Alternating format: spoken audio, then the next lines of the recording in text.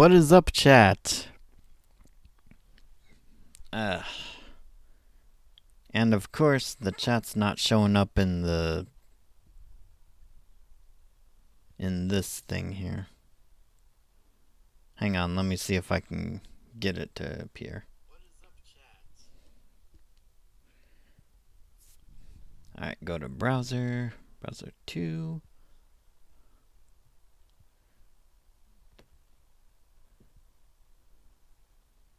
Sorry guys, technical difficulties. I'm trying to get the chat to appear on the stream. Go live.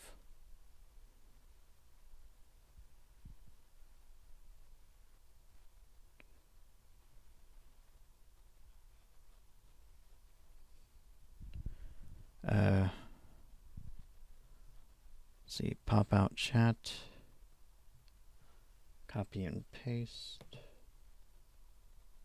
Nope, it's not showing up there either. I'm doing good. How about you? I'm having technical difficulties here. Like, the chat's not appearing on the screen. Like, for some reason, I have no problem having the chat appear like with the Twitch, but for YouTube, it's a whole different game here. I like how Kurokami, you're saying stream starts at 3 p.m. and then you say, it's past 50 minutes. I might have gotten the times wrong or something. I don't know. Them legs. Yeah. Anyways, how are you guys doing?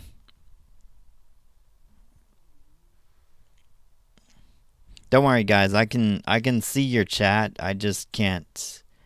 I can see the chat. Don't worry, guys. I just, for some reason, it won't appear on the screen.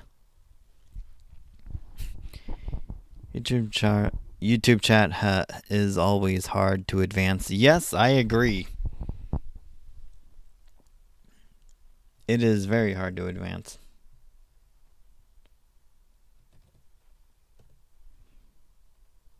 You're doing well? That's cool. Stargazer. Doing pretty good. That's good to know. What did you guys think of that starting screen?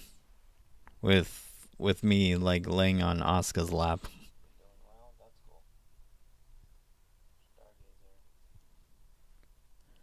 What if I did this? Pop out. And this. Restore chat. Wait, I found a way. I think I found a way to get chat in here. Hang on.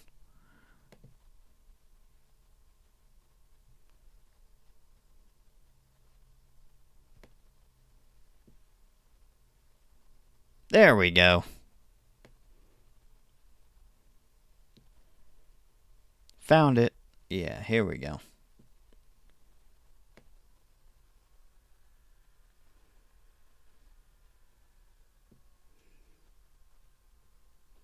Yeah, chat. Are you ready to watch some stuff with me? I got a whole bunch of videos ready to be loaded, all loaded up and ready to be watched. Yes, there we are.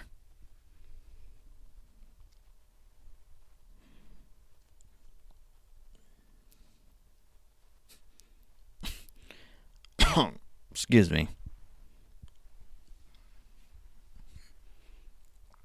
Alright, 7 watchers. Are you guys ready to watch some stuff? The first video we're watching is from Hope No Copyrighted Thing. Nah, don't worry, it's not. Like, I made sure they're not copyrighted stuff. Yeah, I'm good. Yep, it's hot outside. It's like around summertime. What exactly are you going to be watching? The first stuff we're gonna watch is it's a series from Dual Logs. Unfortunately, there are only 3 episodes of this. It's called Rescue Rabbit Adventures, and it's basically, and the animation style for it. The animation style is basically my inspiration for the 7 Games 1 Wish series. That's the first videos we're gonna be watching.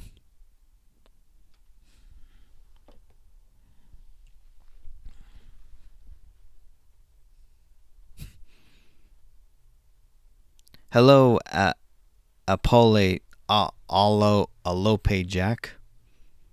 Alope. I can never say your name right. Trooper. Tropper? No, Troopers with 2 O's. Tropper. Gahar.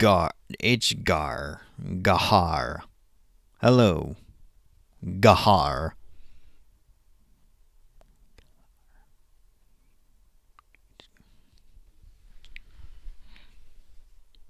Anyways, the Dual Logs, I like their stuff. Yeah, I like their stuff too. Long time no see. Hi.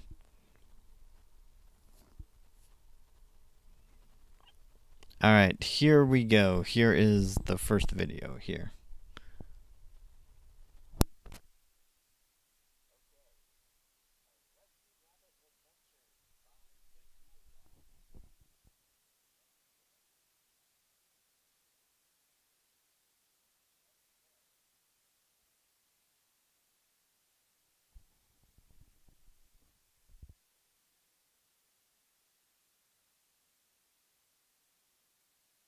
Episodes are in this video. I put it together myself, just FYI. It's too bad you won't be able to make it to the realm of the forbidden list and rescue your cat friend. Is that where he is? What am I doing here? It seems Yeah, your you can thoughts are tell still that's in Dual disarray, Logs' Rescue voice. Rabbit.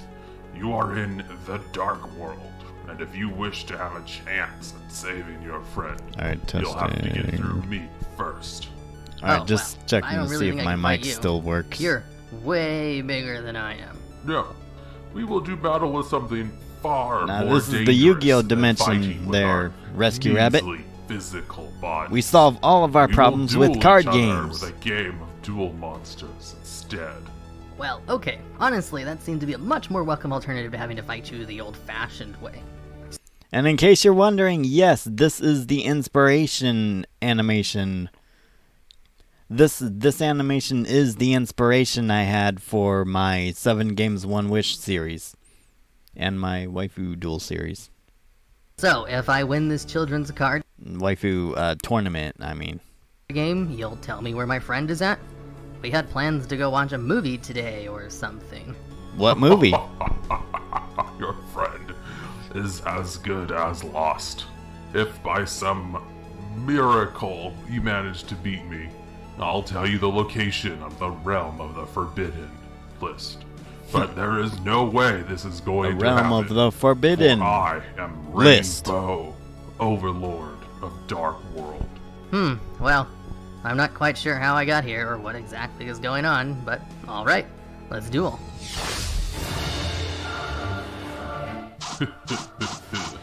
I go first. I activate Pot of Greed. Pot of Greed allows me to draw 2 additional cards from my deck. Isn't Pot of Greed banned?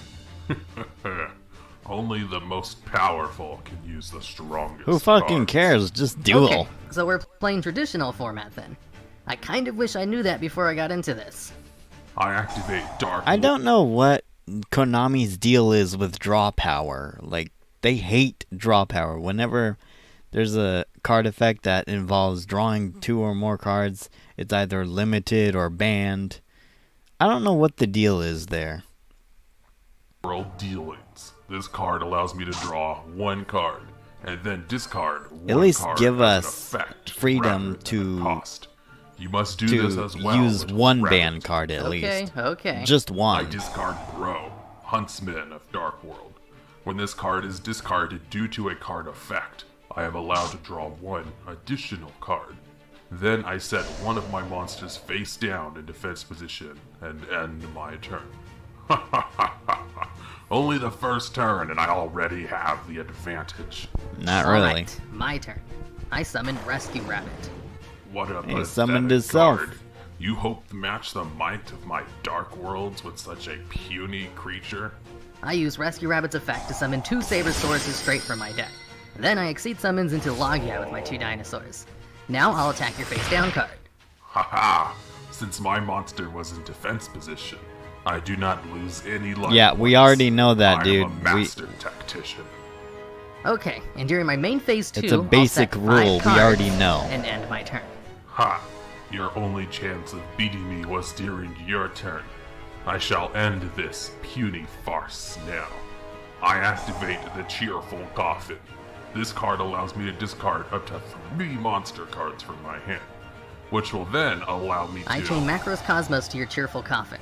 All cards that would have Oh, been you're sent to the fucked. graveyard are now removed from play instead. Oh. Well then, I'll choose to discard no cards then. Alright, I set one monster face down in defense position, and set another card face down and end my turn. Do not think you have won quite yet. Not so fast. During your end phase, I activate my Cosmic Cyclone on your face down card. Oh no, not my Dark Deal card. With that, I was going to force you to discard a card from my hand. Well, okay. I mean, that wouldn't mean anything with Macros Cosmo on the field, or even Logia's effect, but whatever. My turn. I summon Thunder King Ryo in attack position, and use them to attack your face down card. No, not my Mad King of Dark World. And then I attack you directly with Logia. Your turn. Whew, things are going exactly as planned. I draw. Are they though? Are they I really? end my turn. Okay, I draw. I summon Megalomasher X in attack position, and attack with all 3 monsters. God, you suck. Oh no, how can it be? How could I, Rainbow, Overlord of Darkworld, possibly lose to such a creature as yourself? Who knows? Couldn't have been the shitty deck you were using. So, about how to get out of here and find my friend? Very well. I will prepare the compulsory activation device to send you to the next realm. If you're able to defeat the worms in the dual terminal dimension, the Allies of Justice might be able to loan you their technology to reach the realm of the Forbidden list. Oh god, that sounds like a big pain in the I butt. like how Do he. you not I like care how for he the pauses well-being and of your then say friend? list. Well, yeah, sure I do. I guess. Well then, off to the What do you dual mean you terminal guess? dimension Isn't with he you. your friend? Your steadfast devotion to your friend warms even my cold dead heart. Sorry, I had to look at some. And so, Rescue Rabbit is off to the dual terminal world in search of the Forbidden List realm. Will Rescue Rabbit succeed? And that's the end Find of out next episode time on 1. Rescue Cat is missing. Rescue Rabbit's adventures. And then next episode. Fault, who are you? I was sent here by Rainbow to fight the worms or I something? recognize that Rainbow? voice. I've never heard of that. Are you associated with the worm pests? I I recognize guess that by voice. calling Like, the word what pests, voice? you What must text be to one of speech the voice Ally is of that? Justice? Look, Let can me you know- tell me let where me know in the Forbidden chat Realm list is at? As soon as I'm done supposed watching. to meet my friend to go watch a movie or something. Ah, you will not fool me, you fuzzy worm. Be prepared to be exterminated. Wait, I'm not here to You fight fuzzy you. worm. Fight? Ah, da, da, da, da. No, we'll duel each other, of course. Yeah. Oh. Okay. You guys are kind of weird in this world too, aren't you? Yes. Okay, looks like I'll be starting first this time.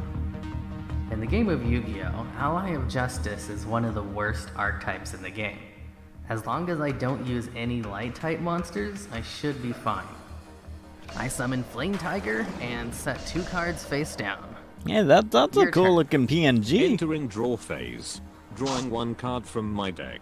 Wait for standby phase. Entering main phase 1. You know, you don't really have to announce all of the phases like that. Usually people only announce those if they need to for a card effect or something. Noted. It would probably piss off the viewers if I did that the whole duel anyway. I activate Foolish Burial. I Yep. chain Macrocosmos to your Foolish Burial. All cards that would go to the graveyard are now removed from play instead. I chain MST to your Macrocosmo to destroy your card, which will stop that effect from ever taking Hey, look at that. place He's and actually allow putting my up a Foolish Burial challenge, to unlike resolve. that frickin' Oh, Dark wow. World guy. That's surprising. Rainbow was so bad, I just kinda assumed you'd be pretty much the same. Yeah, okay, my Cosmos is destroyed. I send Glow Up Bulb directly from my deck to the graveyard. Next I activate Instant Fusion to summon Elder Entity Norden and use its effect to bring back Glow Up Bulb from the graveyard. Okay, I'll chain Solemn Strike to the effect of your Norden, Look at that, which an both stops actual his effect challenge. and destroys it. No matter, for my computer brain that is far beyond the level of your mindless dumb worm brain has already thought of another countermeasure to your countermeasure. Behold, I summon Ally of Justice Quarantine and activate Glow Up Bulb's effect from the graveyard. Then I'll synchro summon with my Glow Up Bulb and Ally of Justice Quarantine to bring out the best card in my deck, Ally of Justice Catasta. Yeah, I'll himself. be honest with you, I was 100% expecting you to play some kind of crappy, pure Ally of Justice deck. I did not expect a full, legit Synchro Spam deck. But of course, as much as I hate to admit it, the Allies of Justice are not very good at bringing out their best cards on their own. Now True. I'll have Catasta attack your That's Flame true. Tiger. Luckily for you, Catasta's effect will activate, which allows it to immediately destroy any card it battles which is not Dark type, meaning no battle calculation takes place and spares your life points. Well, thanks for that explanation, but I summon Rescue Rabbit and use its effect to bring out 2 white tigers from my deck. Oh, White Tigers Then this I time? exceed summons into number 30, Acid Golem of Destruction. Next, I activate Standoff. Standoff. What does that card do? That card is not in my database. Really? It must That's be a pretty good crappy question. What computer does then. it do? It is a very unconventional card, I'll give you that. What it does is allow me to choose 2 cards on the field, and then negate both of their effects, making them immune to all other card effects, while at the same time, making it so neither can be destroyed by battle, nor can they attack. Question. If your card can't be destroyed by battle, and is unaffected by card effects, how am I supposed to get rid of it? That's kind of the point. You're not. Alternative question. The card text seems to imply that the secondary effects only apply if both cards remain on the field. If I were to remove my own Catasta, would that then allow me to remove your card? Well, the card's effects will be negated permanently, but you're right, if you do manage to remove your Cataster, my card will lose its battle and effect immunity. Tribute it. Alternative question. If the government faked the moon landing to appease the masses, why do they not hide the fact that they are all in fact lizard people? What does Okay. any of that have You to were do with the kinda game? sounding smart there for a second. I'm starting to get the impression that you might have a few screws loose or something. Typical response from Worm Trash. Always trying to deny the truth. Okay. It's your turn. Alright. I activate Monster Reborn and target my Elder Entity Norden. Then use its effect to also bring back Glow Up Bulb from the graveyard. Then I use Norden Catasta and Glow Up Bulb to synchro summon into Ally of Justice Decisive Armor. Since my Catasta was removed from the field in a Yeah, way Decisive that didn't Armor is destroy actually it, pretty your good Acid too. Golem of Destruction is now no longer immune to destruction, and I attack it with Decisive Armor who has 300 more attack. Then I set a card face down during my main phase 2 and end my turn, you scum. Well, that kinda screwed over the plan I had for this deck. On to my backup plan, I guess. During my draw phase, instead of drawing a card, I will Yeah, he's activate actually Flame putting up Tiger's a effect in the challenge this graveyard time. to special summon it. Then, I'll normal summon Megalo Smasher X, and use the 2 cards to exceed summon into Dark Rebellion XYZ Dragon. I love this A dragon. dark type monster who can boost its attack to ridiculous amounts. Even if I bring out another Catasta, I can't use its effect to destroy it. Exactly. Now I use Dragon's effect to cut your Decisive Armor's attack in half, and gain that much attack permanently, boosting my attack to 4150, which I'll then use to destroy your Decisive Armor, and end my turn. Man, this situation would totally scare me if I didn't have Dark Hole in my hand. And with that I end my turn. Alright, now I'm relying on top decks. This isn't good. I got Eh, nothing. you got Your turn. nothing. Not so fast. During your end phase, I activate Scapegoat and summon 4 sheep token. Oh Now boy. It's my turn. I That's a summon +4. and then use Spore and all 4 sheep token to synchro summon into Ally of Justice Catasta and attack Another directly. The one card you had which might give me a moment of pause is already in the graveyard. And according to my data, most players don't run more than 1 copy of non-crucial XYZ cards in their extra deck, meaning I don't have to worry about another big rebellion dragon coming out to give me a hard time. Your chances of coming back from this are slimmer than those flat earth deniers proving to me that the moon is not a hologram. Wait, you think the moon is a hologram? Can you prove it's not? Never mind, I don't want to get into this. It's my turn, right? Yes, take your last turn, Fuzzy Worm. Okay, I draw. Whatever, dude. Oh, God. I summon Rescue Rabbit and use his effect to bring out 2 Megalo Smasher X's from my deck. Then I use them both to exceed summoned into Bahamut Shark. Then I use Bahamut Shark's effect to bring out another Acid Golem straight from the extra deck. This proves you have the intelligence of a stupid worm. Did you not know that Acid Golem can't even attack if it doesn't have any XYZ material attached to it? Yeah, this one, number 30, like, it's one of those monsters that are so bad it's good. Where you can, like, do a strategy where you can switch this monster with one of your opponent's monsters. Also, you can no longer special summon, so you can't rank it up. And on top of that, you take 2,000 Allow points Rescue of damage Rabbit to during demonstrate. your standby phases for just controlling it now. You've basically given me the win with this classic blunder. It's obvious you've never watched Rick and Morty. You're right, it is a really bad card What to does have. that have to do with That's anything? why I'm going to give it to you. I activate Creature Swap. Both players must choose 1 card to give to their opponents. And since you only have 1 card on Watching the field, Rick and- you have no choice but to give me your Cataster. While you get the terrible Acid Golem as you just said. Oh no. For a play like this, you must have watched at least 3 episodes of Rick and Morty. You are much smarter than the Watching average Rick and worm. Morty doesn't And have this, anything I'll to end do my with turn this. without attacking.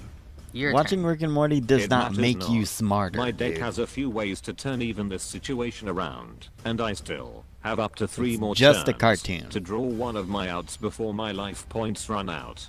I draw. And take 2,000 points of damage due to Acid Golem's effect. Yes, and take 2,000 points of puny worm damage. I then set a monster face down in defense mode, and another card in my back row. It's your turn. Alright, I draw a card. Looks like I got the combo piece from my Plan A strategy. I summon the Inaba White Rabbit in attack mode, and use its effect to attack directly, which puts your life points under 2,000. And then I end Oh my boy. turn. Oh no, how can this be? I thought I had one more turn, but if I don't draw and out and use it during my draw phase I lose. No, this would have turned everything around. And you take 2,000 points of damage during Sucker. the standby phase, which means I win. Yay. Error. I have seen the error of my ways. Error, One who error, deals don't you as mean smartly ara, as you ara? could never be one of those stupid vermin of a worm. You see, that's what I was trying to tell you this whole time. What the? And now What they're is on this? an alien ship Is now. this one of your people's machines? I'm No, not joking. I'm afraid not. This is a worm spaceship.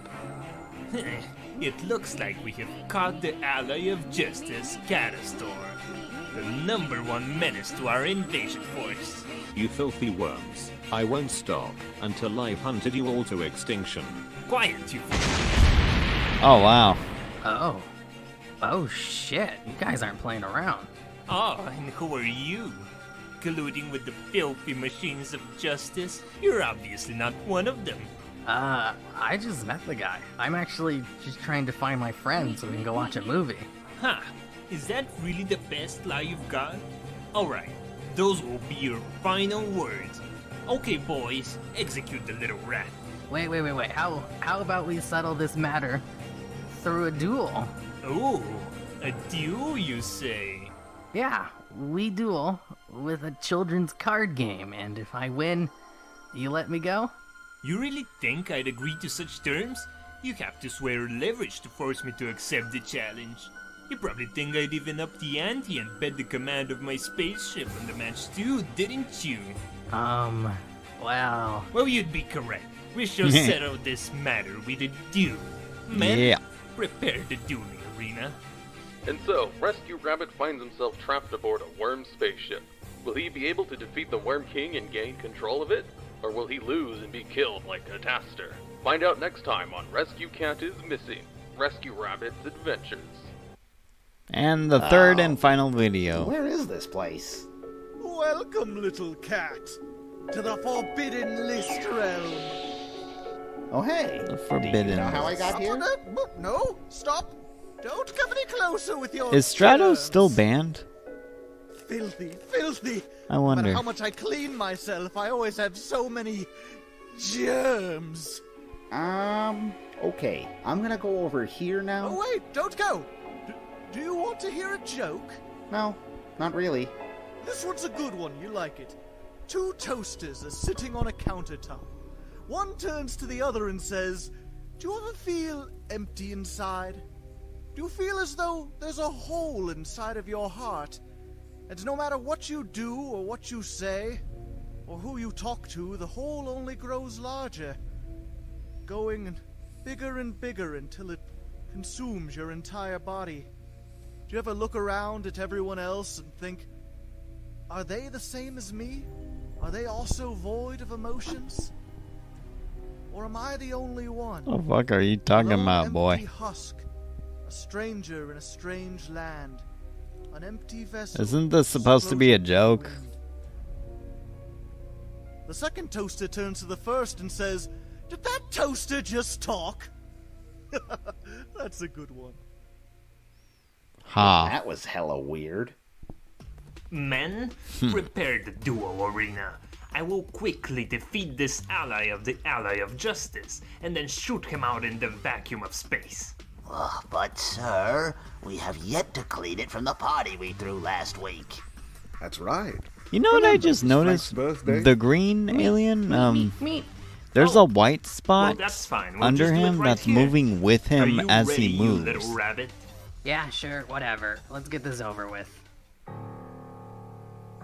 You go first, rabbit. I'll be show you. generous and give I'll show the you advantage. when we get to Okay. it. My deck has a good first turn strategy anyway. I summon Duck Dummy in attack mode. Look at that Yeah, you see, creature. you see that white spot. It's like it's like a curved white spot, like right under the. It moves Doesn't even have right any right attack with points. And it doesn't even have an effect. Ha! What a completely it. It useless moves card. right with. Guys, it's Yeah, a Gemini they forgot monster. to, like, They don't gain an effect use until their they're summoned Photoshop for a skills second to- time. Have you guys never seen a Gemini Whoever made monster that before? PNG Wow, forgot you're so to smart. erase I guess this is why that you're the king. spot. Yeah, they You're missed. so You wicked noticed that they smart. missed a You've spot got this there. in the bag. Ha! I am pretty smart. And also, you can't gain its effect until your next turn. So now you just have a 0 attack target sitting on the field, waiting for me to crush it under my hue of superior dueling skills. Uh-huh. So anyways, I set 2 cards and then end my turn. My turn. I draw. It's a I very- activate it's very Future distracting. Fusion and use Worm Zero as my target. Worm Zero is the ultimate worm. Yeah, made people of don't use combination of Future all Fusion worms and anymore. gains I think attack people and effects consider it to be based on too the slow. different amounts of worms I used to bring it up. Same with Gold And Sarcophagus. Since Future Fusion allows me to use cards from my deck, I'll send 10 different worms with different names to the Holy shit. graveyard to give Worm Zero 5,000 I didn't attack even know we when had he hits 10 the field worms. in 2 turns. Oh, I wish See? I could be in the That curved massive white worm spot? flesh. With one card. It's really our king has distracting. already turned this game basically on its head. There's no way he can lose now. Oh, but I'm not done yet. I also activate Worm Zex. Hey, who's that handsome fellow? That's you, Zex. And then I activate its effect to send They're Yagan just straight from the summoning deck to the themselves. graveyard. And then I use Yagan's effect in the graveyard to special summon itself to my side of the field in face down defense position. Now I'll set 1 card face down and attack your pathetic monster with my Worm Zex. Gosh, I look like such a sexy animal. Hey, I'm out here too.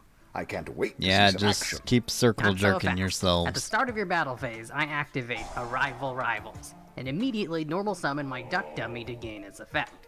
Once activated, all of your attacks become direct attacks. Duck you can't Dummy. target my monsters with any of your Is that a attacks, real nor card? Duck I've Dummy for never heard effects, of Duck and Dummy. he can't be destroyed by them either. No matter, Zex, attack directly. And on your attack, I activate Spirit Barrier. What? Why aren't you taking any damage? With Spirit Barrier out, as long as I control a monster, I take no battle damage. No battle Oh damage. no! With Duck Dummy out, it's impossible to attack the rabbit's monsters. And with Spirit Barrier, he can't deal any damage. It's a perfect defense. What an incredibly intelligent play.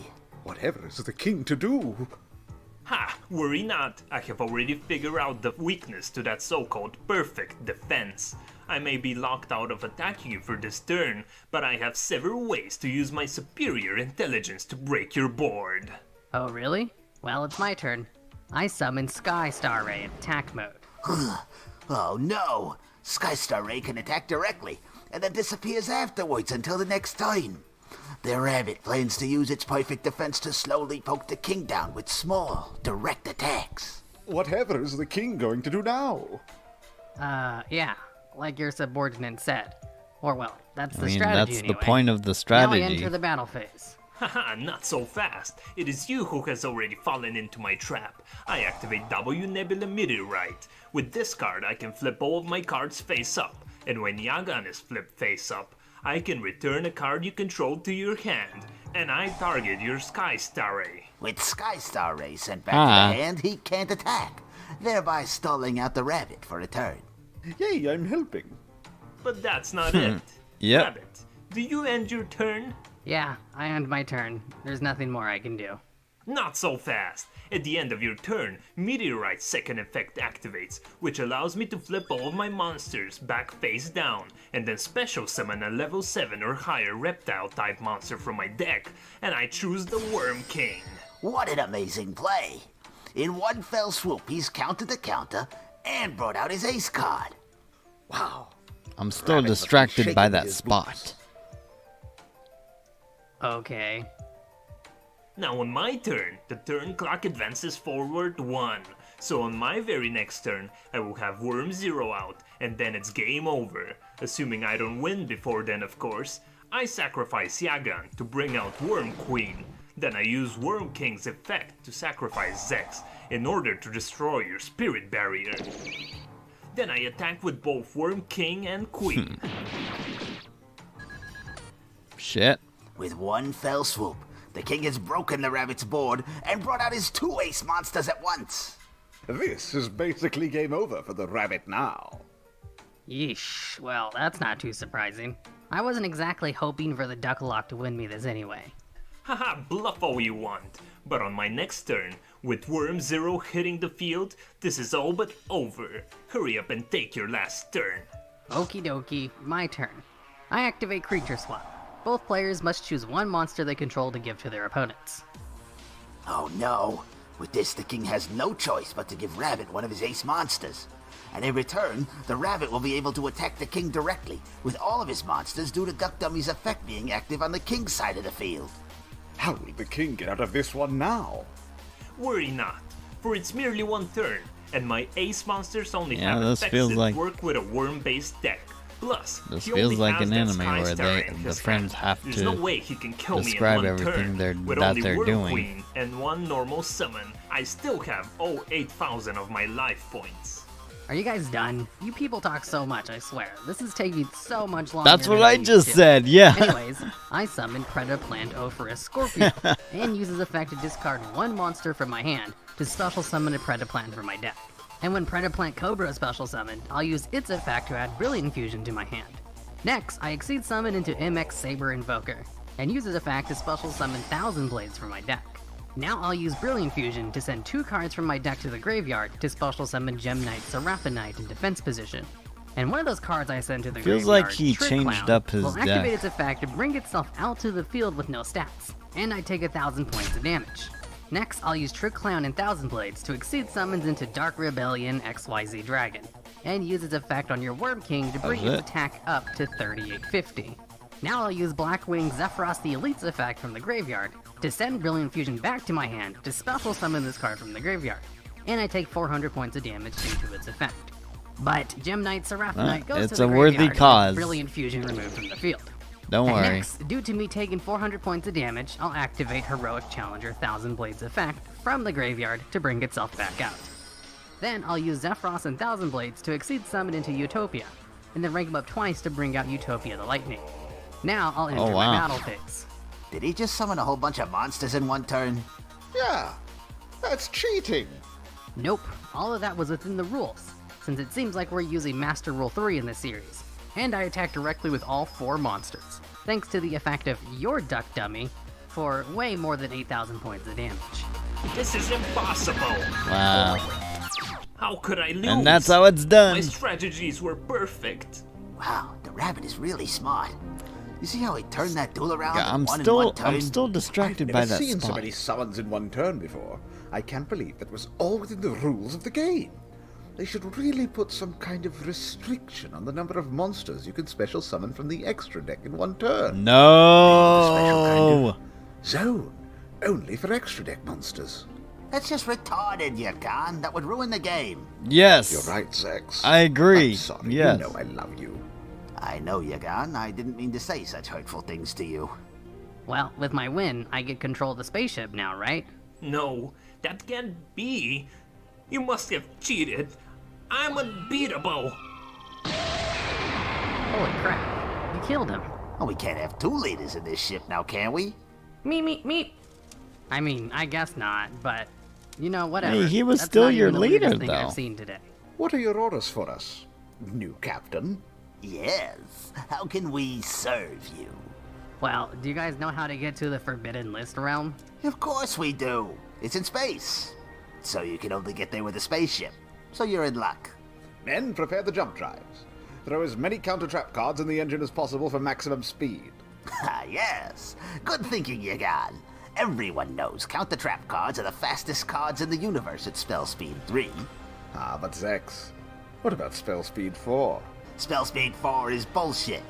Just because your effect says nothing can be chained to you doesn't make you the fastest. Yeah, spell speed 4 is bullshit.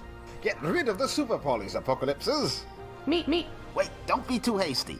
Super polys might still be somewhat useful in the future.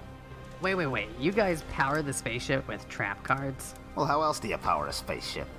I don't know. Fuel? You know what? Whatever. As long as it works, I guess. Yes. Gasoline, pump in those fuel. counter counters at full speed. We're going to the Forbidden List realm. Whatever. Meet. Counters.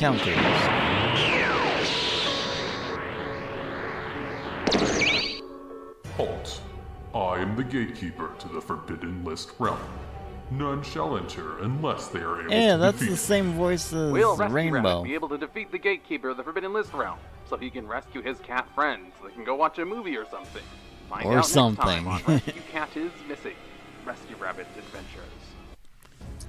Yeah, sadly, this is the last one that... Oh yeah, Heartleg. Oh, Heartleg was part of this. Sadly, this is the last one that he made, and I asked him, like, in a stream, I asked him in chat that he, like, when is he gonna make the new one? When is he gonna make a new Rescue Rabbit adventure episode? And he said he's not going to make another one because he said it takes too long to make these episodes. He said these episodes take too long to make, so he's just sticking with his usual top 10 stuff. This was on Twitch, by the way. Anyways, back to the chat. What did you guys think?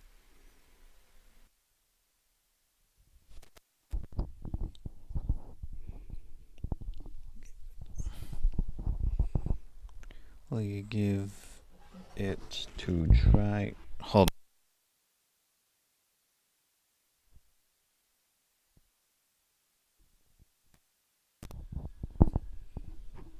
Yeah, my friggin' brother just walked in. Ugh. Anyways.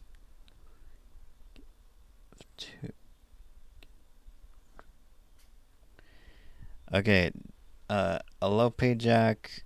This This is the wrong channel for MLP stuff. Do not bring that up again.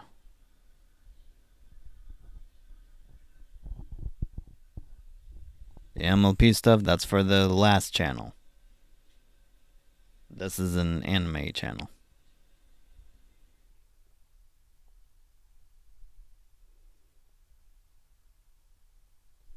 Okay, anyone else still here? Can you guys hear me?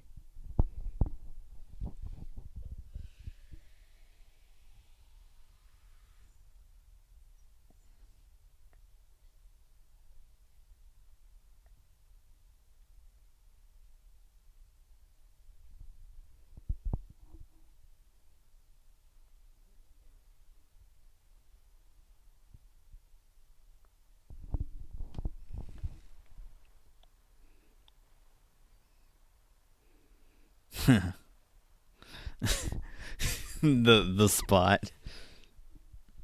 It was distracting, like it was really distracting. It was like it was there.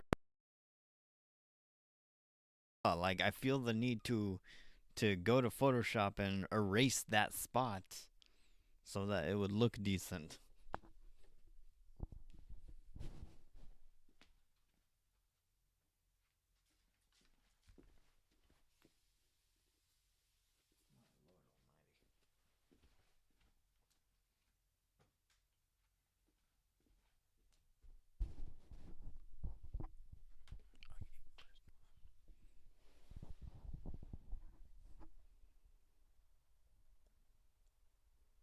Going to make another anime duel.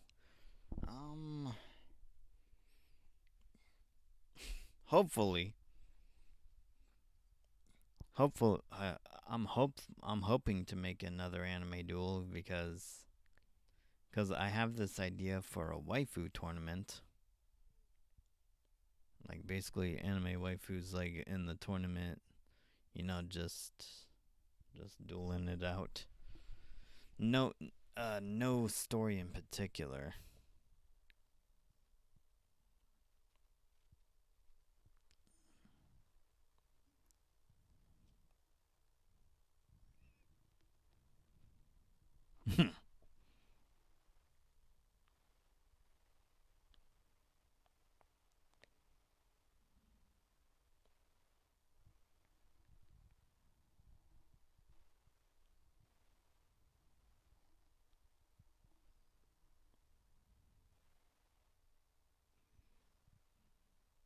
Yes, dragon maids are interesting.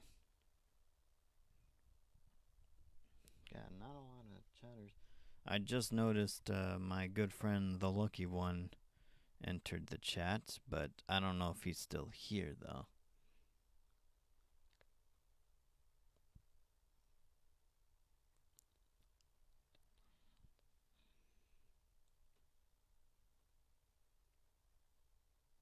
Hello, Blaster.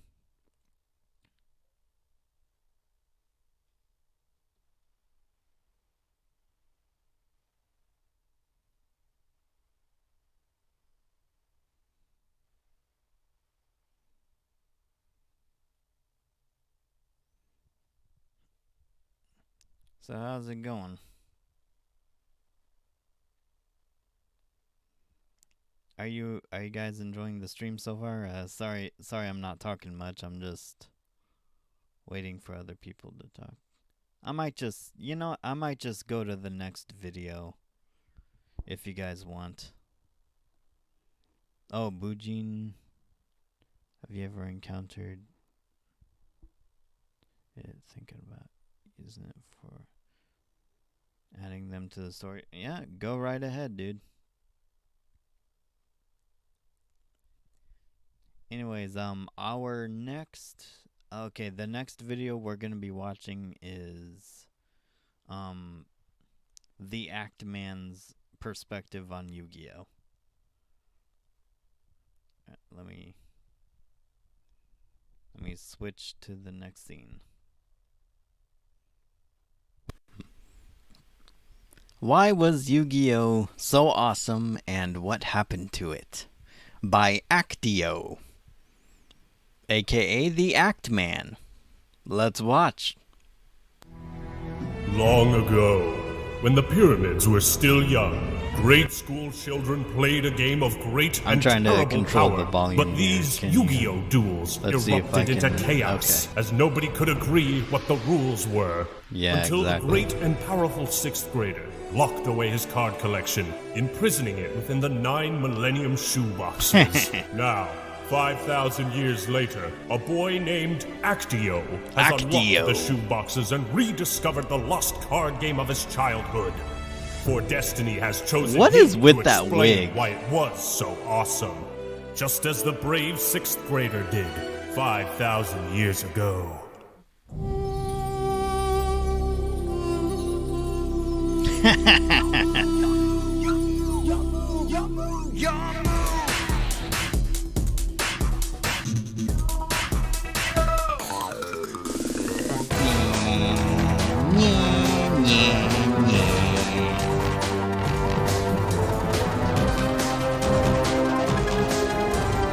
Are these really videos from his past? Because this is the only Actio.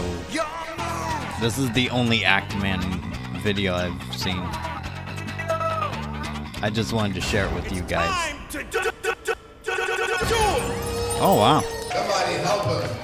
Help him to the hospital.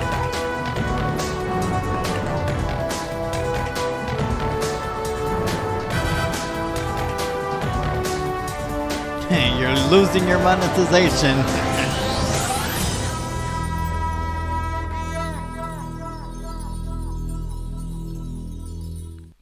What's up, duelists? This is the Act Man here, and today it's time to discuss my favorite trading card game. Harry Potter. I summon Hagrid in attack position. Look, I even did my hair for you. Hagrid. Why don't we go out anymore? You used to take me to Dance Dance Revolution all the time, my. and now you... With all the epic moments in the anime, iconic monsters, and that legendary art style, Yu-Gi-Oh! Is certainly a once-in-a-millennium franchise. Okay, for those who don't know, like, I've actually seen this video already. I just wanted to stream my commentary on this. Just letting you guys. This was the just largest letting you guys Millennium know. Puzzle necklace I could get. I did my best, okay? No! My Beaver Warrior! But I don't need to tell you that. Just look at its sales. You ever hear of a cardboard company making over $10 billion? Oh, I guess cardboard is actually Oh my. quite the booming industry. Despite my rose-tinted glasses, I can't deny that Yu-Gi-Oh! Is both the dumbest and coolest card game ever made. Am I supposed to be scared to Nah, attack? it's- Well, it used to be the coolest. It used to be the coolest. It's kind of the dumbest now because due to its current state. I think you guys know what I'm talking about. You know what summoning mechanics I'm talking about. only if destroying an innocent soul concerns you. Nah. As the president of a major corporation, I have to do that every day. Wow.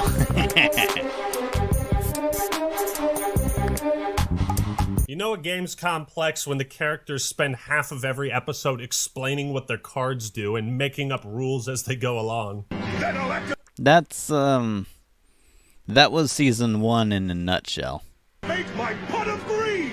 This lets me draw 2 cards! Oh, so that's what it does. I had no idea. Pot of greed Oh lets yes, me draw 2 this cards joke from is my really deck. old. I heard you the first time, actually. Pot of greed. It allows me to draw All right, I 2 get new it. cards to refresh my hand. You don't have to keep It allows explaining me to draw 2 more this cards. card. So I can draw You 2 can stop. cards. This lets me draw 2 more cards! Quit it! So I draw 2 cards! What does Pot of Greed do again? And yet, What does because Pot of of its Greed do absurd complexity, there are countless methods to pull some sick combo on your I'm unsuspecting drinking water. opponent. Activate. 3 blasting the ruin. Boom.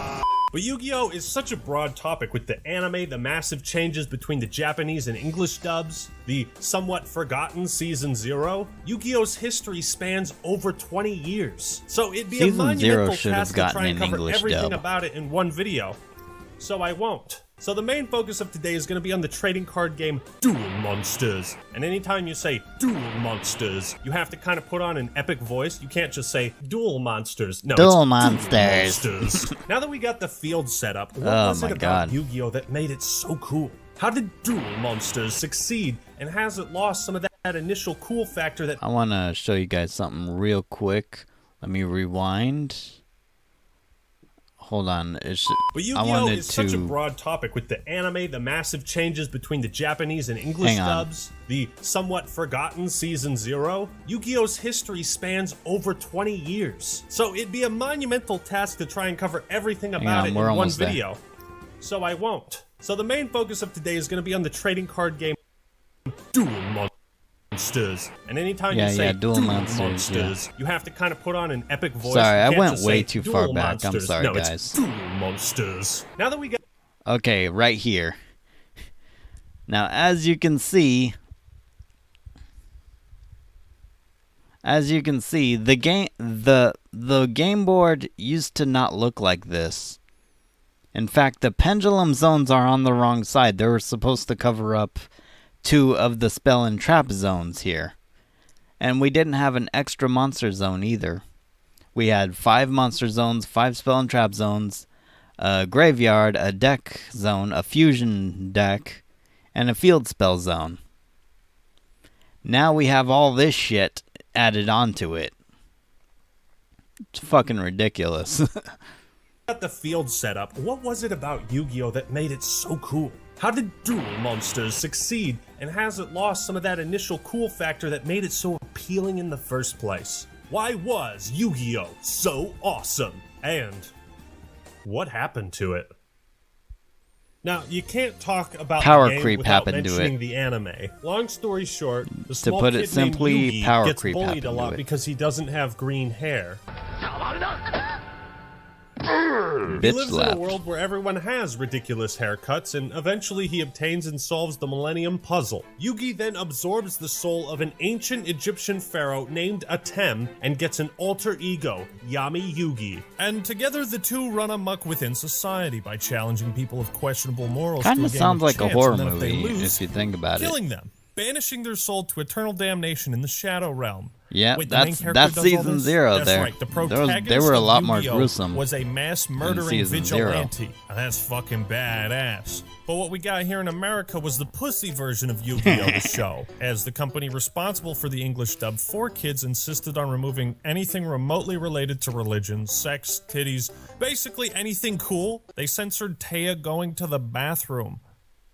Why? Some of the things were very obscure that they would censor. They would censor, Okay, like, why is midriff, Sladra stuff like in that. this video? It's interesting because people don't realize that as kids. 'cause He it's like doesn't the first play. time you've He seen doesn't it. play You might Yu-Gi-Oh wonder anymore, what's dude. going on. Like some people have guns pointed to their head, but they're just holding nothing. Yeah, they're pretending like they have guns. Yeah, exactly. Don't move a muscle or we'll shoot you with our invisible guns. And in America, we didn't even get Yeah. Season 0, probably because the series at this point had very little to do with Duel Monsters, and instead focused on ironic and dangerous games of chance, which you can't make a card game out of. Most times the antagonist would end up cheating and Atem would be like, I knew you wouldn't play by the rules.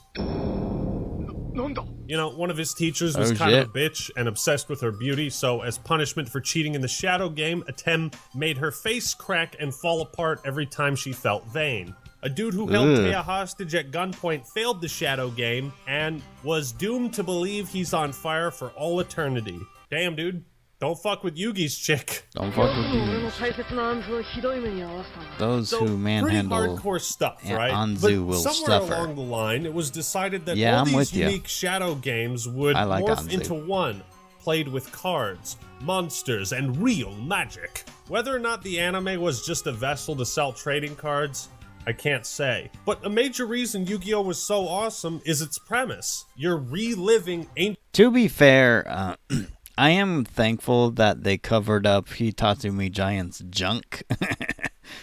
Egyptian battles. 'Cause in he games looks of like he's life naked and there. death. And if you lose, You know that looks ogre like you're duel going monster? To the Shadow Realm, Jimbo. Did you know there was a series Okay. called 5Ds where the main characters all dueled while riding motorcycles? Yes. Bruh, that was the best. That was the best Yu-Gi-Oh series. out of all of them. Like, this was real. Dude, I loved 5D. I loved 5Ds. motorcycle! Like, how do you Fuck even off with that handle a meme, deck dude. on a fucking motorcycle? Wouldn't the cards just fly everywhere? What's the actual advantage of... You know what?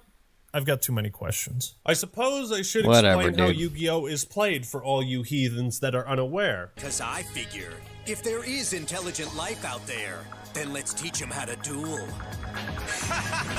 And that's how we got you, Bell. On paper, it seems pretty straightforward. Each player has 8,000 or 4,000 life points, and whoever runs out first loses. No. Monsters are the main form It of should have attack been and me, defense. not him. Spells usually have some positive benefit for you, while traps act as traps for your opponent. You triggered my trap card! To me, like, that's almost like indicative of what Yu-Gi-Oh! Is like, you've activated my trap card. See, right? talking Like, to him you would be don't more just get to, relevant like, than do your turn talking and to then freeze Sladra. and like nothing else happens. It's like, you know, you've activated my trap. I use this. I use that. You know, you thought type of, you know, those sort of comebacks. You thought, yeah. Yeah. Yeah, You thought. There's a lot more to it than that, but Duel Monsters was all about building a deck of 40 or more cards that synergize and create a cohesive strategy. You know, come to think of it, why does the society resolve all their personal disputes by playing a children's card game? You know what? Doesn't matter. Because what does matter is that Pegasus stole Grandpa Moto's soul, okay? And we're getting it back. So, okay, Yeah, we sorry, got there's this something cool in my idea eye. around losing and gaining life points with monsters. What sorts of mechanics can we build around that? Too many mechanics is the answer. Yes. You don't think the game needs more methods of summoning? Oh, certainly not. Anything but that. Now, to understand where I'm coming from with my critiques and praise for the game, I should tell you my experience first. I have a confession to make, and I think I owe you all some honesty. I have a lot of Yu-Gi-Oh cards. Unfortunately, no, I am Eh, not a virgin. I mean, I I've hope you seen can more. accept me into your ranks despite that. I discovered Yu-Gi-Oh! At I've the seen best more. time possible, while in the 4th grade. Must have been 2003. No offense, It was the point where, you know, I was starting to Actio. distance myself from the things I thought were too kiddie for me. So at that point, Pokemon just wasn't cutting it for me. I needed something to fill the bottomless trap hole inside me. So why Yeah, was Yu-Gi-Oh! yeah, worth it? I'm Why actually is it with something him I'm here. still spending money on collecting and Pokemon isn't edgy. Isn't as edgy as Yu-Gi-Oh! Yeah. I'm glad Yu-Gi-Oh! Was part of my childhood because it had more edge than Pokemon. Pokemon seemed kind of childish by comparison. talking about. Because Yu-Gi-Oh! Never stopped being cool.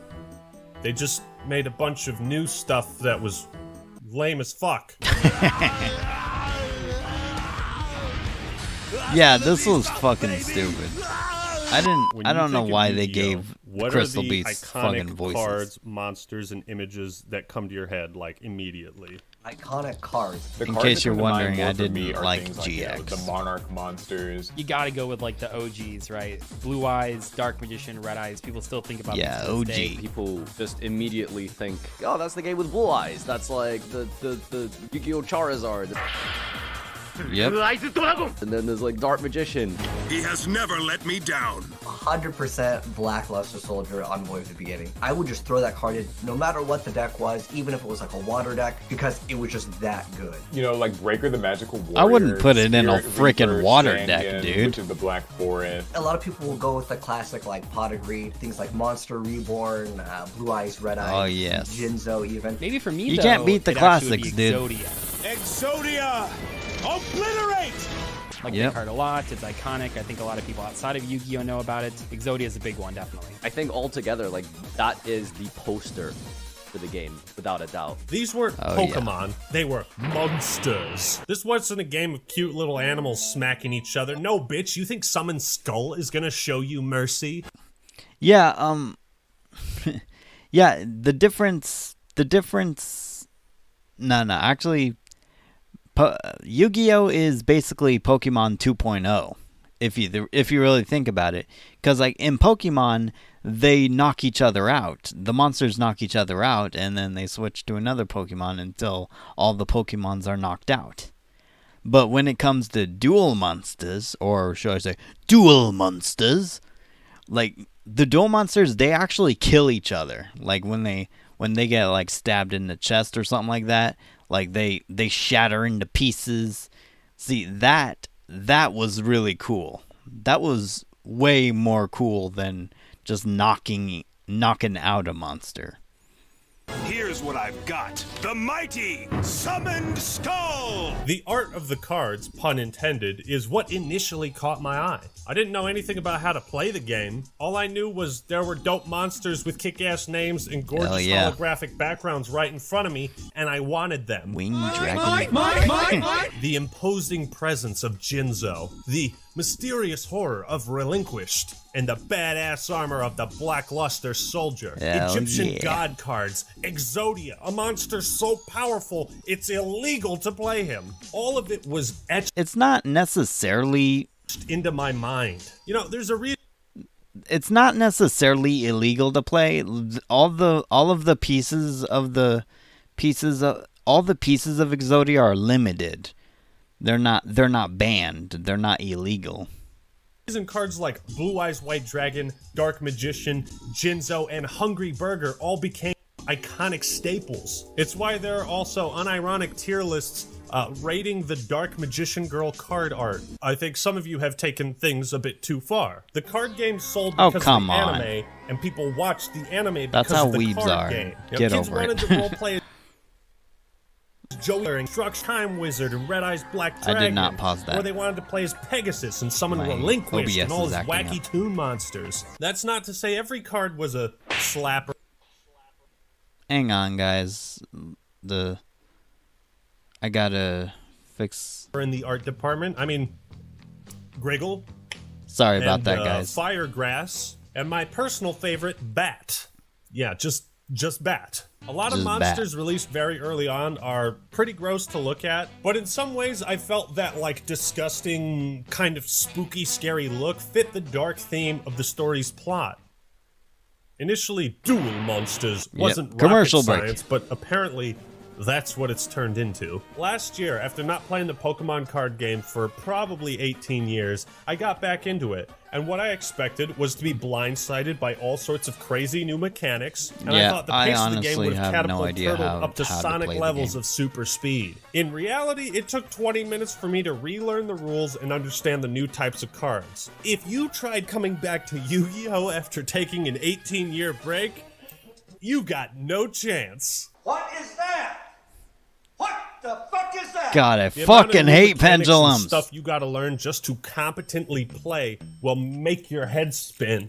That's another thing too, is like, you know, modern Yu-Gi-Oh! The power level of it is extremely high. There's been a lot of power creep in this game, and people sometimes try to get back into it and they're like, hey, can I play the same deck I played in like 2010 or something? It's like, no, you can't. I mean, that deck might have new support by today's standards, but like still just Yeah, stuff like that was Blue good, Eyes. even just a few Blue years Eyes, ago, they is have at all new support, but competitive today. How I did don't this know simple how game of competitive. strategy turn into a fucking Einstein project? First, I'd like to Yeah, because there are old cards that have new support, but I don't know how relevant they're gonna be in the modern game with Kashtiras or Albaz or whatever the hell people are playing these days. dispel the myth that Yu-Gi-Oh! Never had balancing problems. The game was flawed from the start, okay? Although monsters were divided by type, That's true. attribute, and level, It was whether or actually not they flawed were from the good start, usually yeah. came down to two things. How high is its attack? How many tributes does it require? Level 4 monsters don't need a tribute, level 5 and 6 require 1, and anything above that, 2. My grandpa's deck has no pathetic cards, Kaiba. Except for all the 4-star monsters. Except for that Kuribo. aren't Lajin, the mystical genie of the lamp. The best normal summon monster was Hitatsumi Giant at one point. Then it was Lajin, Mechanical Chaser, Gemini Elf, Alexandrite Dragon. Keep in mind, in the early days of Yu-Gi-Oh!, monsters with effects were pretty uncommon, and the ones that did have effects, often they were so bad it I wasn't miss worth those using them. days. So even as a child, I knew it was stupid that some cards were just arbitrarily better than others for no discernible reason. No! My Beaver Warrior! Look at a card as badass as Serpent Knight Dragon, yet it's completely useless. Why not put Red Eyes in your deck instead? Well, Wait a minute. I mean, why what if use you don't Red have Eyes Red when Eyes? Dark Magician is better. Well, What if hold you on. don't have Why Dark would you use Magician? Dark Magician when Blue Eyes White Dragon is the best 2 tribute monster? What if you don't have Blue Eyes, huh? Yeah, things were different back then. Like, we didn't have the whole collection. Like, we got what we got. We bought packs, and we got what we got. Back when I started collecting Yu-Gi-Oh cards, I was lucky to get a Blue Eyes White Dragon, and the Blue Eyes White Dragon I got, the first one I got, was in Spanish. I'm not even joking. Like, it was literally like El Blue Eyes Drago or some shit. Yeah, it wasn't even the original artwork either. Like, it was like the second artwork. Yeah. That was before I got Judgment, obviously. Like, I got the whole Kaiba deck in Spanish. It was at a 99-cent store, I think. It was at a discount store or something. Yeah, I remember. Like, all the cards were in Spanish. But that's what I got. That's what I got. Looking back, it's clear the anime had a huge influence on the card game itself. But they couldn't just copy the rules from the anime because the rules made no sense. Exactly. Dragon is no match for my great moth, and none of his land monsters have the ability to attack me in the air! What are you talking about? They just gave normal monsters effects that were convenient for the situation they were in, which is certainly a lot more interesting than characters saying, haha, my monster has higher attack. Bye. When watching Season 0 for the first time, I thought it was interesting the idea of the board affecting the attack and defense stats of a monster. Like, if you summoned a winged beast in the mountainous area, it would gain attack. It's funny how this mechanic that was introduced in Yu-Gi-Oh! Season 0 didn't actually make it to the card game until Link Monsters came out. When there are so many rules, mechanics, and nuances to the game, it's impossible to properly balance over 12,000 different cards. Especially when all it takes is for 2 of those cards used together to break the game. Because if you just sort of like dump someone into 2022 Yu-Gi-Oh! And you just say, here, take this starter deck or structure deck and like go to locals and figure it out, it's like hell on earth. Like, I mean, you know, yeah, there's starter so many decks things, so many nitpicky rulings, so many crazy good. decks that would just overwhelm you. And I think like Yu-Gi-Oh! Doesn't yeah, really starter have decks a and format structure decks, that they is, don't work that well. New user friendly? Yeah, new user friendly, yeah. Point is, they don't work as well as the meta flawed, archetypes. and I loved it regardless. But when a monster's same usability here. is mostly determined by one stat, well, it sets the stage for power creep to take over. And take over, power creep did. Yep. The nice thing about Yu-Gi-Oh! Is any complaints I have with the game aren't really that important. Just because Konami releases a set of cards that I think are really busted or stupid or I don't want to be fucked to read them, well, that doesn't change how me and my buddies play the game. You know, I'll be like, hey Roman, can you not play with any pendulum cards? Thank you. Yeah, so if I start ass blasting dual I fucking monsters, hate then just pendulums. know I love Yu-Gi-Oh! Almost as much as Jeffy hates green With that beans. being said, holy fuck, the game mechanics have been power crept. Yu-Gi-Oh! Has gone up to 11 so hard, I don't even know where to start with this. Would you say the power... To be fair, you know, like, we are currently in the 25th anniversary of Yu-Gi-Oh! And 25 years is a long freaking time. It is a long, long time. So, in a crazy way, it makes sense that Yu-Gi-Oh! Would eventually go downhill for new players. You know, stuff like this is the reason why speed duels exist and, you know, multiple formats exist. Creep is kind of evened out now. I don't know, like, because No. we're currently in a format. It's not in the evened out, TCG no. Where like power creep has gotten pretty out of hand. So that's where it's like, it kind of comes in waves. You know, you'll have like lulls, you'll have high points of power creep. I think right now specifically, power creep is a bit out of hand. What drew me to Yu-Gi-Oh! Was A the bit out of creativity and, hand? I like playing against my opponent. He makes this card. What can I do to deal with this? But now, modern Yu-Gi-Oh! A if you bit make enough out of cards hand? say this No. card negates and destroys my opponent's effect. You make It's 6 very, of those, and it very doesn't much matter. out Like, of hand. You could be the best player in the world. It doesn't matter how good you are. You cannot outplay certain mechanics of the game. Certain things will just say you can't special summon. Doesn't matter. You can take the worst player, give him that one Yu-Gi-Oh card, and like even if he's brand new to the game, he can activate that and it's game over. I don't know. Maybe the problem is the What business card are you model. talking How about, do we dude? sell new cards? Just make them better than the old ones. It's the same problem MMORPGs have, where a new expansion has to increase the power level somehow, otherwise why buy it? This goes back to the fact that this game is exceptionally old, and when you have a game that is running for 15, 20 years plus, how do you sell your new product? Well, I mean, you have to make and create new cards that are enticing and interesting for people to want to play. Well, naturally, if there's no end Well, point where you just keep making Yeah, slightly sadly, more that's powerful how cards, it works. 5 more iterations of Raigeki, you're just going to end up with these ridiculously overpowered cards that just trump them in every way possible. Pot of Super Greed, draw 3 cards. Yeah. Dude, that's Pretty never much, gonna right? happen, Looking back dude, at trust Pokemon me. and from what I know of Magic the Gathering, the amount of things you Konami- can do in Konami hates Pot of Greed, okay? Let me tell you right now. Konami hates Pot of Greed. They are not going to make a Pot of Super Greed to draw 3 cards. a turn is limited by resources. That's never going to happen, Yu-Gi-Oh! trust me. Isn't like this. I will now initiate a pendulum Oh, I saw this summon. video.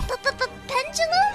I will now place 2 monsters in my pendulum zone, and I can summon 5 monsters at once. What the? Yeah. There is no limit to the number Yep. of monsters you can summon, cards you can search from your deck, cards you can get back from your graveyard to your hand, or cards that you can fusion and special summon and do all this crazy shit. Yu-Gi-Oh! Has gotten to a point where so much shit is happening, you can end up having 15-minute long checking the turns timeline. where someone goes through half of their deck, has 10 cards in the graveyard and like 8 cards in their hand, 5 monsters on the field on the first turn. And they all have effects that negate other effects. So your opponent is basically locked out of playing, which is the most unfun thing that can happen in Yu-Gi-Oh! This is why everybody hated the Yada lock, because it just locked you out from playing the game. That's not fun. Yeah. Yu-Gi-Oh's gotten to the point literally where your whole goal turn 1 is literally to make it so your opponent cannot Yu-Gi-Oh! And it's a very interesting design decision. I mean, this is even at the highest level of competitive. Yeah, I get that I get that the objective is to win. That's fine. But your opponents there's a very serious balancing issue with the game. There's a very, very serious balancing issue with the game. Like, if you lock your opponent out of playing Yu-Gi-Oh!, like, you might as well just call it quits there. And, that's not fair to the other player. I can't play my deck. I can't go into my extra deck. If I try and play with just my cards in my hand, you just negate them.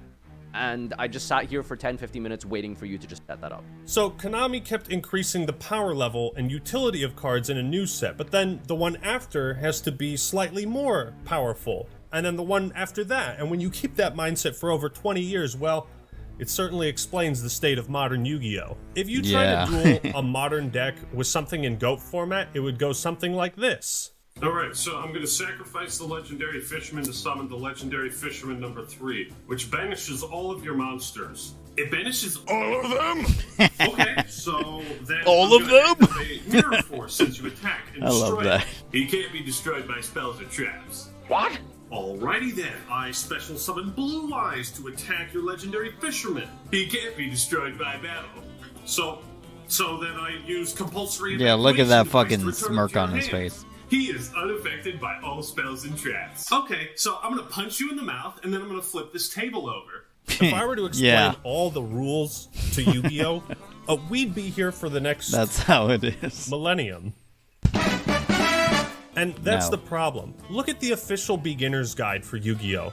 It's 30 pages long. Oh The my difference God. is, most turns back in the day would be like, I draw, I set 2 cards, I summon this monster in attack mode. Any confusions around the rules or what was supposed to happen was usually a result of cards being written vaguely. Now, like I said, what's cool about Yu-Gi-Oh! Is the wide array of strategies you can use. I activate Mirror Force. Well, I use 7 tools of the Bandit to negate it. Get fucked, nerd. I got an old school Goat Warrior deck, a modern Umi deck. I've assembled all 5 special cards, all 5 pieces of the puzzle. Hell, you can even make a deck around the god Yeah, cards now. we're all very Ain't that impressed. fucking Like, awesome. Exodia I is easy love to get coming up now. with new strats and play styles. What sucks about Yu-Gi-Oh! Is having to understand all those strats and play styles. Okay, so I'm gonna discard the left leg of the Forbidden Well, One, and you that'll know, get me the Dark Bribe from my deck. it's I not set an Dark issue Bribe for and me face down because defense I position when the I spell played it traps on for my a deck. I long get to time. draw the bottom half of my deck and add it to my hand. But I know the special case summon isn't Nimble the same Momonga for in new sideways players. diagonal position, So and, Witch of the Black Forest in sympathize. upside down position. You have my I will, sympathy. Don't worry. Put Gravity Bind on the field as the field spell card, and then activate Messenger of Peace, which will allow me to get Scapegoat out on the field. What the fuck and now are I you can doing? add one card to my He's just graveyard breaking the to fourth my wall. hand. When the left leg of the Forbidden One is added to my hand by a card effect, I get to add the rest of my deck to my hand. I have now drawn each of the 5 pieces of Exodia. The game is over, and I win. Just look at all the ways there are to summon monsters on the field. Normal, special, set, tribute, flip, fusion, ritual, synchro, Ixies, pendulum, and link. You think that's enough? Look at this. It's a fucking mess. You gotta keep track of the different phases, when a card can be activated, in what order card effects are supposed to happen. To illustrate the unnecessary complexity of dual monsters, here's an example. One of my favorite decks is called Bad Reaction to Samochi. Anytime my opponent is supposed to gain life points, I suck that shit right back, and they lose it. In order to make this deck work, I have to stall for turns. One of the cards I use is Gravity Bind, which prevents monsters level 4 or higher from attacking. But uh-oh, I summon a Link monster and an Ixies monster, and neither of these have levels, which means they're completely unaffected by Gravity Bind, for some reason. Even when you look— Because they don't have levels, dude. I'm gonna say this right now. I like Ixies monsters because it was a great way to add balance against cards like Gravity Bind and Level Limit Area B. Just saying, you know. Look at the Ixies cards. It's still got the stars. They're just on the other side. So naturally you'd assume Yeah, it's called a Gravity ranking, Bind dude. would work the same way it always has, because why wouldn't it? So it makes the card far less useful in a modern format. Because Gravity Bind wasn't created with the idea that monsters would at some point just not have levels. Here's Gamer rage. another example. Let's say your opponent has a powerful Link monster on the field, and you go, haha, I summon Tsukuyomi, and use its effect to flip your Link monster into face-down defense position, Nah, where they I can can't be attack it dis- and they destroy can't it. be flipped. Nice try, guy. Link monsters can't change their battle positions for any reason. Just last week, I was dueling my buddy's Predaplant deck, and a situation occurred that made me want to rip up all my copies of Blue Eyes. I had a monster that couldn't be targeted by other monster effects, and in my mind that meant, okay, you can't single this guy out, Legendary Fisherman number 2. How naive I was to think it would be that simple. If you select a monster with an effect, but your effect doesn't include the word target, then it's not technically targeting and the effect still goes through.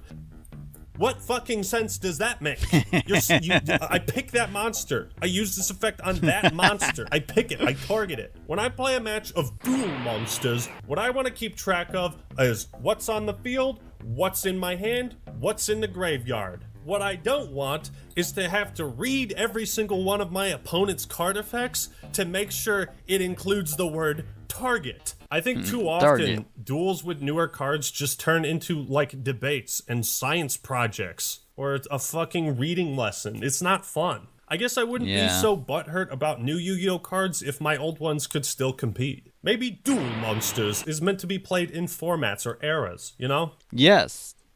Reading is fun sometimes. Yeah, there should be multiple formats, you know. Honestly, it's come to the point where Yu-Gi-Oh should be played in multiple formats, not just one. Because if you play with more than just one format, that that would basically render all the old cards pointless or meaningless. And we don't want that. I want to play with the classic cards for old time's sake, you know what I mean? But if I'm playing a game for fun, I usually don't like reading. Nothing takes all the emotion and intensity out of a duel with ancient Egyptian monsters than having to stop and read a 5-paragraph effect. There's actually a graph showing that the average word count in card effect... Okay, what he just said about, like, oh, I don't usually like to read when I'm playing a game. I mean, well, okay, I'm talking about non-video games, like, say, Monopoly, for example. Isn't there, like, a lot of reading in Monopoly, in games like Monopoly or Seen It? Just saying, like, it's not uncommon for games to have stuff that you need to read. Just saying. Has gone from 19 to 74, the average words in a card effect. That's what 20 years of power creep does. But hold on, why the drastic increase? Well, the main problem with balancing duel monsters comes down to one simple fact. Card advantage is the most important thing, and it always has been. Therefore, you need cards that do more things. It's why people that play Delinquent Duo deserve to get run over. Forcing your opponent to discard with little downsides is absolutely crippling, and it's also why Part of Greed is overpowered in Yu-Gi-Oh!, whereas in Pokemon, the same card isn't. I think there's a couple of aspects that Yu-Gi-Oh! Cards like really struggle with. Number one, it's the power creep. Because drawing 2 cards, making sure that cards are strong enough seems like such an advantage. Just the more they do, the better of a card it is, right? A card with 3 effects is sometimes just gonna probably statistically just be better than a card with 1 effect. So in the olden days, spells, traps, and effect monsters could usually do 1 or 2, maybe 3 things tops in a single turn, and that was it. So Yu-Gi-Oh! Had a lot of really cool spells and traps and monsters with elaborate effects. As long as they could only do a couple things, it wasn't that hard to memorize. A wall of text on Black Luster Soldier might seem daunting to read, but in reality, 1/3 of the effect is just the summoning requirements. The 2 effects BLS has can't be activated on the same turn. Same thing with Relinquished, what I call the first novel card. But now in modern Yu-Gi-Oh!, that's like every single card. For some reason, every card has to do 4 different things, even the commons. Yeah, it's a tough sell. Like, are you ready to sit even and the read all these cards and memorize all these effects? No, and, commons like, don't all do the kind of anything. What are nitpicky you writing talking that about? It's fussy, right? Like, whether or not this has a semicolon or not, that changes everything with the effect. So many cards have interchangeable effects that all morph together. They'll do something when added to your hand, when you summon it, when it goes to the graveyard, then you can banish it from the graveyard to do something else. Fair. None of these are a problem on their own, but when combined as often as they are, it just becomes a fucking nightmare. And then it's like, I'm not sure when this endless combo my opponent is playing is ever going to end, so I don't even know when to activate my traps. My fucking god, when will it end? Honestly, you're gonna have no cards by the time your turn is over. Is that what you're trying to... Yo, wake me up when this shit's over. That's another thing. Exactly. Power creep progressed so far that at one point, traps and flip effect monsters were considered too slow to play. 1/3 of the game is too slow to be played. What? So they had to come up with hand traps. Basically, that's how it traps is. you activate from the hand. And that's the thing. Hand trap? It doesn't even make sense. You have to lay a trap before it can activate. That's why you had to put it down and you couldn't activate it the same turn. You were laying a trap. You want to talk about card text? Take a look at this asshole. Endy Mion, the mighty master of magic. What the fuck is that? They had to God, sacrifice 1/5 of the card art just to add more effects. It's like every card turned into a Bible passage or something. Wow, that's a lot of words. Too bad I'm not reading them. This is the perfect example of what I'm talking about. If you boil this card down, it has a summoning requirement. It has 2 effects when it's summoned, and 2 effects while it's on the field, and an effect when it goes to the graveyard. 1 card that does 5 things. 5 effects you have to keep track of. I've always thought to prevent these levels of power creep, Yu-Gi-Oh! Should have implemented unique tactics, gimmicks maybe, while updating older cards. I don't know, maybe some cards have HP and will be destroyed after taking a certain amount of damage, or maybe Celtic Guardian can block one attack against a friendly monster next to him. What if there were formations, you know, if you could stack up weak monsters in front of strong ranged ones? They kind of... Okay, I don't like links either, but they're still not as bad as pendulums. Just pointing out my opinion. Dabbled with that in the show. It'd be naive to think that Duel Monsters would be the exact same game for 20 years. Not many card games stay relevant without innovation. Wait, what? Dude, new Solitaire just dropped? Holy shit! Whatever painful choices Konami had to make, well, it's kept the game alive. And I'd rather people be able to play and enjoy new Yu-Gi-Oh! I will give Yu-Gi-Oh! credit. It has kept itself alive. The more Yu-Gi-Oh! Drifted away from its ancient Egyptian roots, the stupider the game and the anime started to feel. And I'm not even talking about game mechanics, just the art, names, and archetypes. I guess there's only so many Egyptian-themed cards and booster sets you can sell before that gets old, so where do you go from there? You run out of ideas and say, well, fuck it, I don't know, have the characters duel on motorcycles. Where's the rest of the coke?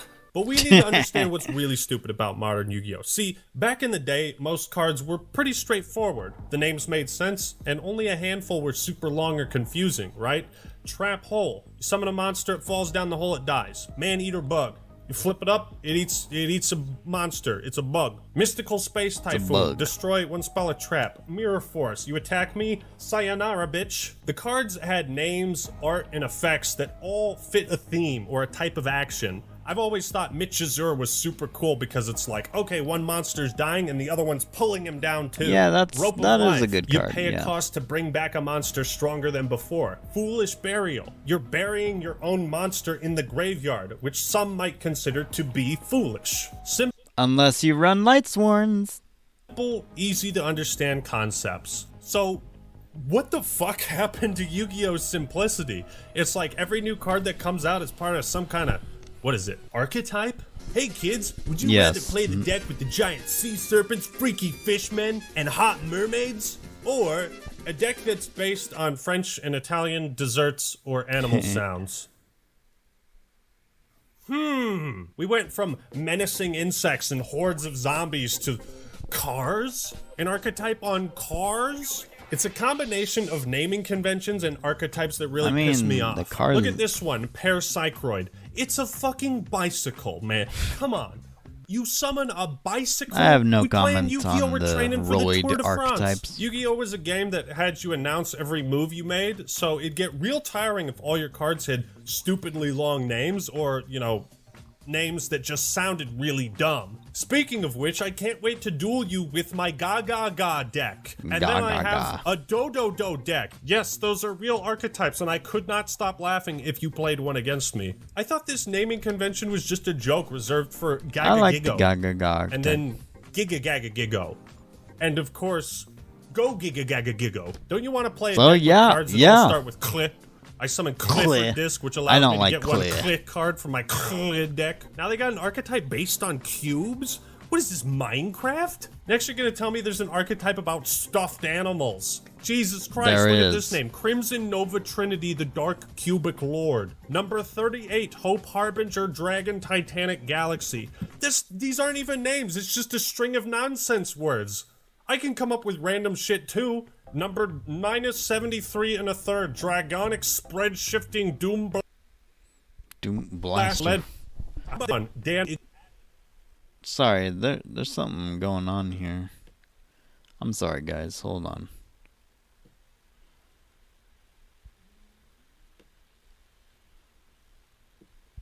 Sorry. My OBS is acting up. These aren't even names. It's just a string of nonsense words. I can come up with random shit too. I'll play the scene for you Number again. -73 1/3, Dragonic Spread Shifting Doom Blaster of Legend. How about this one? Dan Mari at Ignister. What the shit is this supposed to be, huh? What the shit is this? I have no idea. It looks like an Earthbound Immortal supporter. Like there weren't dumb cards back in the glory days. Yeah, there were, but they were stupid and simple. Like Bat. or Frog the Jam. Bat sucks. I'm sorry to all the hardcore Bat players out there, but he sucks. I'm offended. Super Dreadnought Rail Cannon Gustav Max. I play you can't Bat forget I'm every playing day. this card alongside my Super Dreadnought Rail Cannon Juggernaut Lieb. Blaze Phoenix the Burning Bombardment Bird. Why not just call it Blaze Phoenix? Prank Kids Exactly. Meow Meow Moo. This is What a the joke, fuck? right? This is like you created the lamest archetype that nobody would ever want to play. Is that the joke? Prank Kids Bow Wow Bark. Bow wow. How about this one? DDD Dragon King Pendragon. Of course. And it's because not it was even a necessary dragon for type. dragon to be in the card's name twice, and it's not even a dragon type. It's a fiend. What the fuck? What the fuck? And neither is this Cyber is where I draw Dragon. the line. All right. DDD Super Doom King Purple Armageddon. There is a card that I found. It's called DDD Super Doom King Purple Armageddon. And in the Yeah, card I don't know why. And in the card effect, it says you can only use the effect of DDD Super Doom King Purple Armageddon once per turn. Oh my god. And I feel like that could Why not? just Why not swapped just out. add? Why not just friggin'? Why not just say like you can use the effect of this card? You can use. No wait, that would be a once per turn issue. You can use the effect of this card once per turn. Like I know it would like mess up the card with this name issue, but how do I explain this? It would. What I'm trying to say is, it would save you more text. It would save you more room for text on the cards if you just didn't include the name of the card in the text.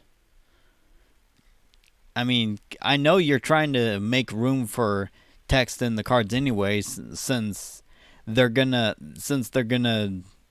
replace the word graveyard with the letters GY.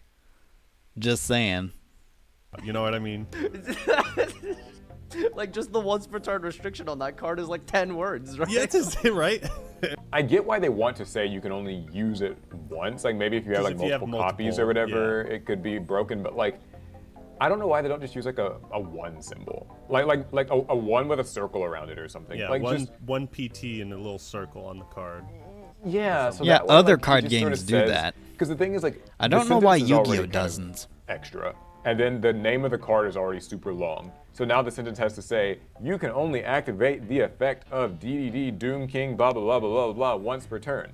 And it's just like, did we have to say this much to get the point across? Like, yeah. If you took out every rewritten card name and once per turn from the effects of all Yu-Gi-Oh cards, you would have deleted more words than the combined works of William Shakespeare. And I'm cherry picking, sure, but I really don't get as excited about new cards as I did with old ones. To be fair, there are some new archetypes, and they actually make cards to support Blue Eyes and Red Eyes Dark Magician decks and some other classics. I think all that stuff's really cool. But what I really hate about archetypes is how it makes opening packs far less thrilling and exciting. Remember this, the simpler the card, the easier it is to fit into most decks. Sangan or Witch of the Black Forest. Reinforcement Yeah, they need to... of the army is clearly meant to... They need to friggin' make more of these cards that can work into multiple decks, like not just one deck in particular. I really wish Yu-Gi-Oh would like do this. I'm hoping they would do this in the future, like make all cards usable for most decks. But because of this archetype nonsense, they don't. Because of all this archetype nonsense.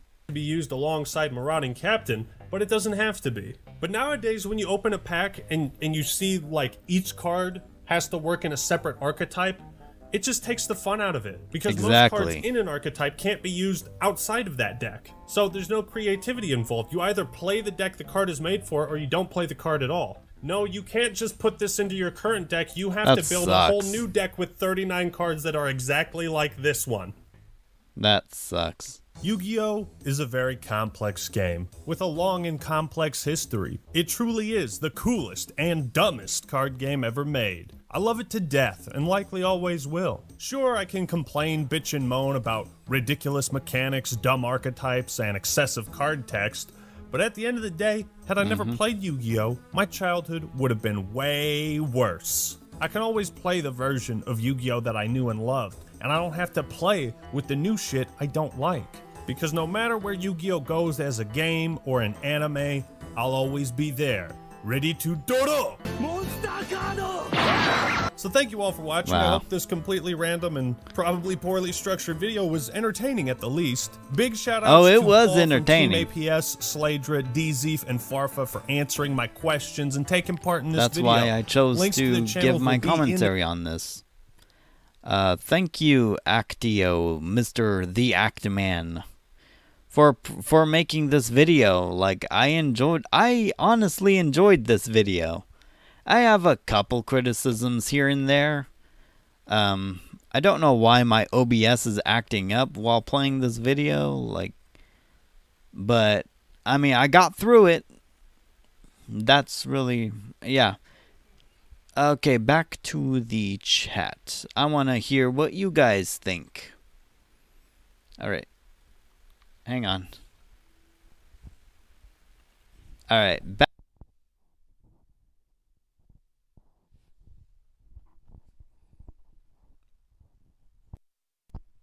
Okay. Back. What blech. What did you guys think of this video? I see Lucky came back to comment more. Pendulums was alright at first. Yeah, yeah. For those who don't know, Kurokami actually likes the pendulum art, the pendulum summoning. And, you know, to each his own. I mean, if you like pendulums, that's fine. I personally don't.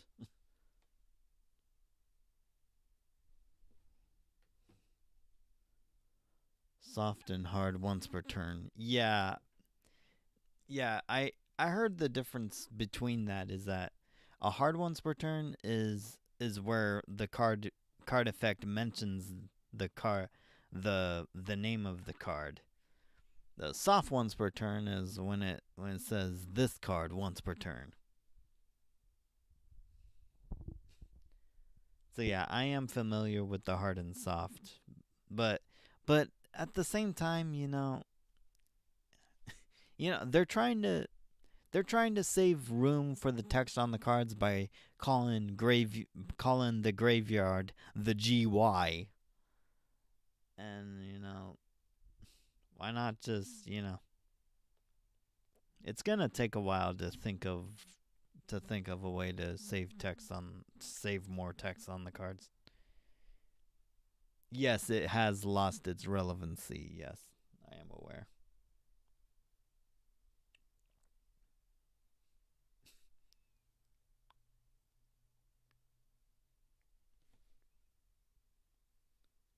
Pokemon got way better cards.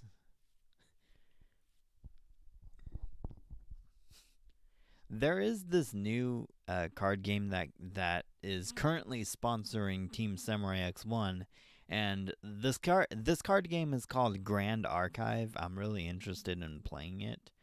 Unfortunately, I can't find any packs on Amazon, unfortunately. So I may have to go to I may have to look for it like in an actual card shop.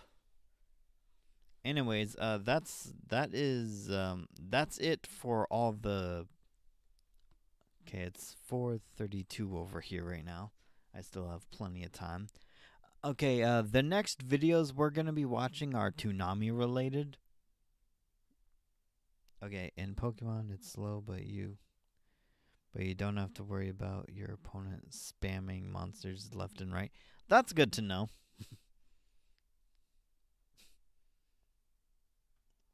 3 minutes continuous. Yeah. Okay, next video is by Chris Stuckman. I think that's how you pronounce his name. The next video is by Chris Stuckman. This is a Toonami video.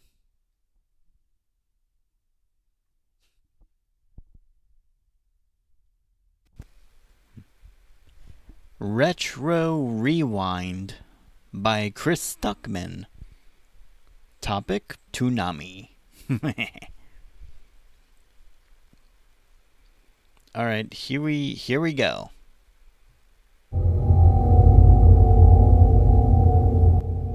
Welcome to Chris Stuckman's in-depth retrospective on Toonami. I'm Steve Bloom, the voice of Tom. Enjoy the video, friends. Bang. That is cool.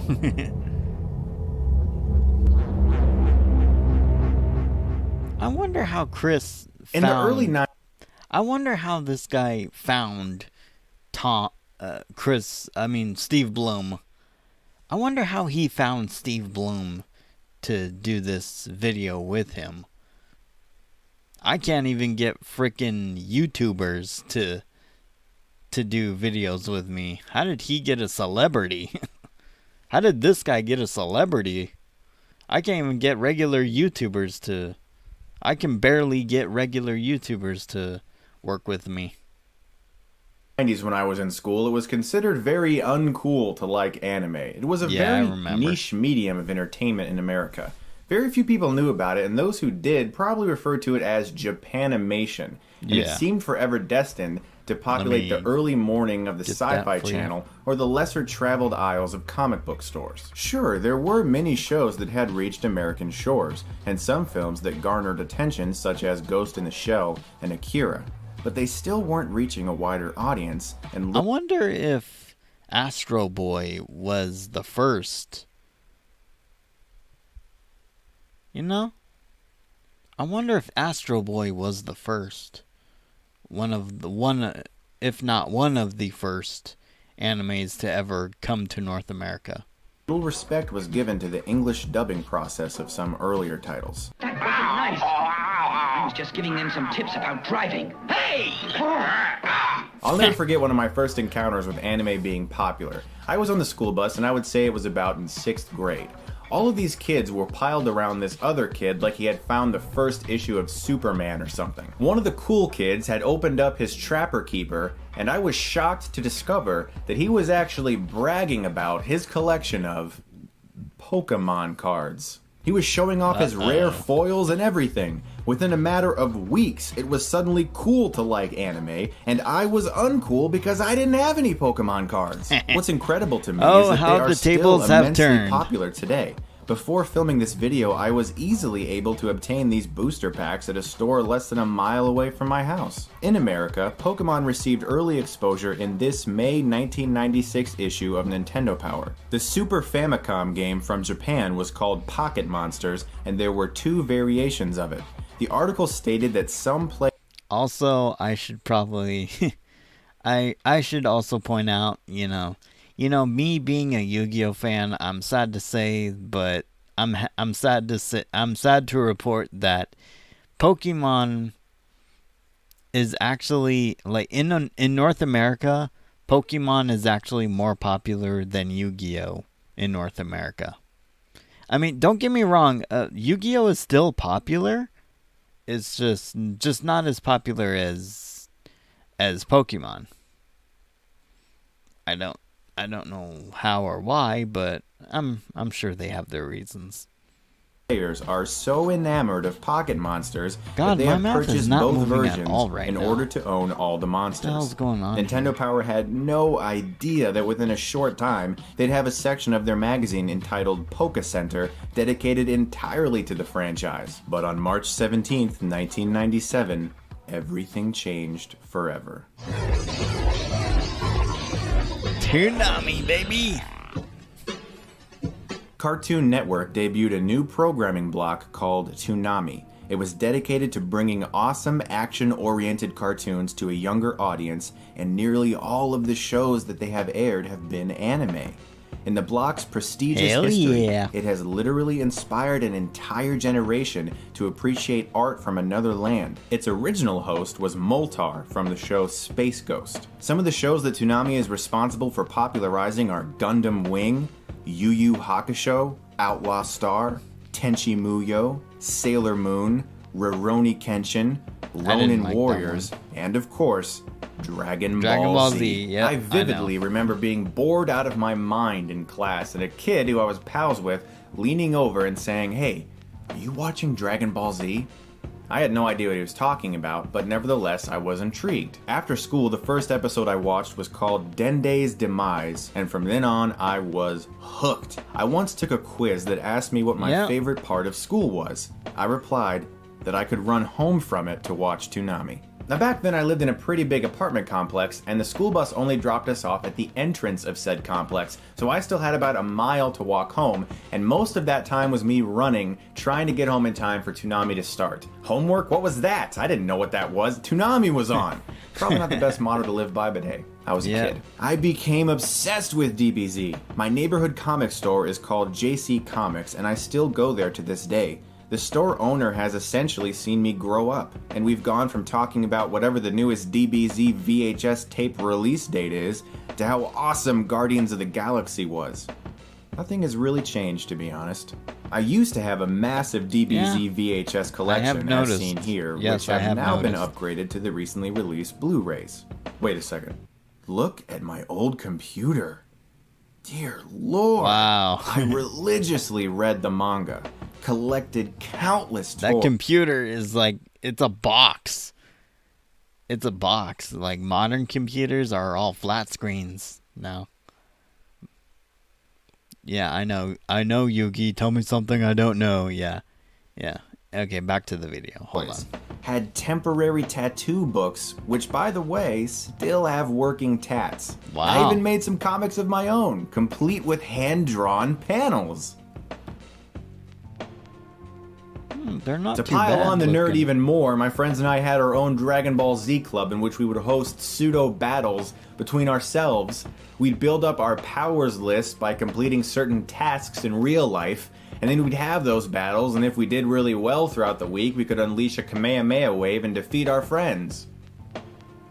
I love my childhood. My first introduction to Dragon Ball Z I love my childhood too. was just walking up to the Funimation studios. I want it back. And they had all these posters that they've gotten from Japan. And I don't think anybody really knew who everyone in the entire cast was, but I remember staring at the posters going, is that Goku? They're like, no, that's Gohan. I'm like, oh, is that Go-10? They're like, no, that's Goku in GT. So, and then Okay, I mean, to be fair, you know, a lot of them have spiky hair and a lot of them are blonde. So, I mean, those who are new to Dragon Ball Z, I can't really blame them for thinking like all these characters are the same character. I mean, I can't really blame them if they're just getting into it. Like, they're not going to know the difference between each and every character if they haven't seen the show yet.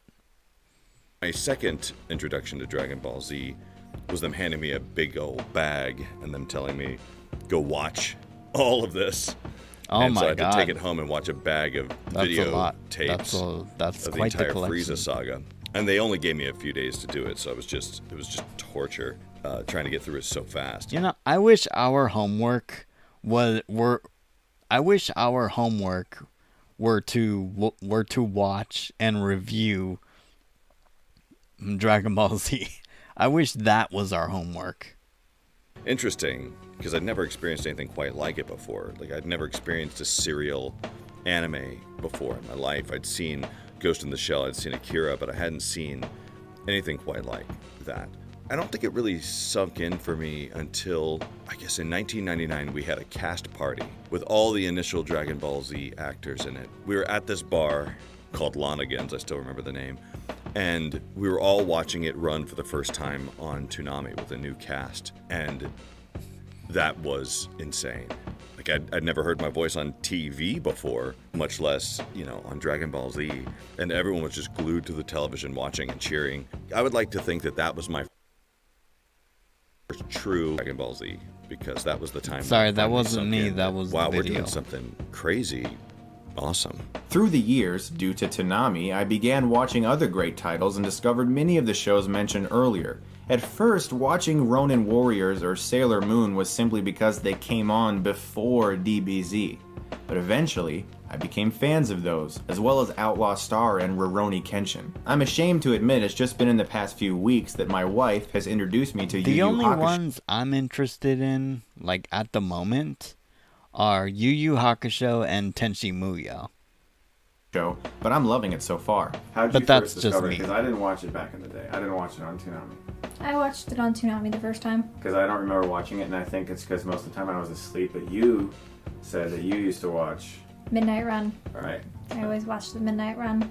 And what was one of the first things we ever bonded over? First time we talked about Toonami and our love of Dragon Ball Z. It was vastly easier to record That's Yu Yu wonderful. Hakusho than it was Dragon Ball Z. To put it into perspective, when we started dubbing Dragon Ball Z, we were dubbing into old, archaic, terrible equipment that barely worked. Just barely worked. And working on Yu Yu, we'd already, worked out a lot of the kinks in the recording software.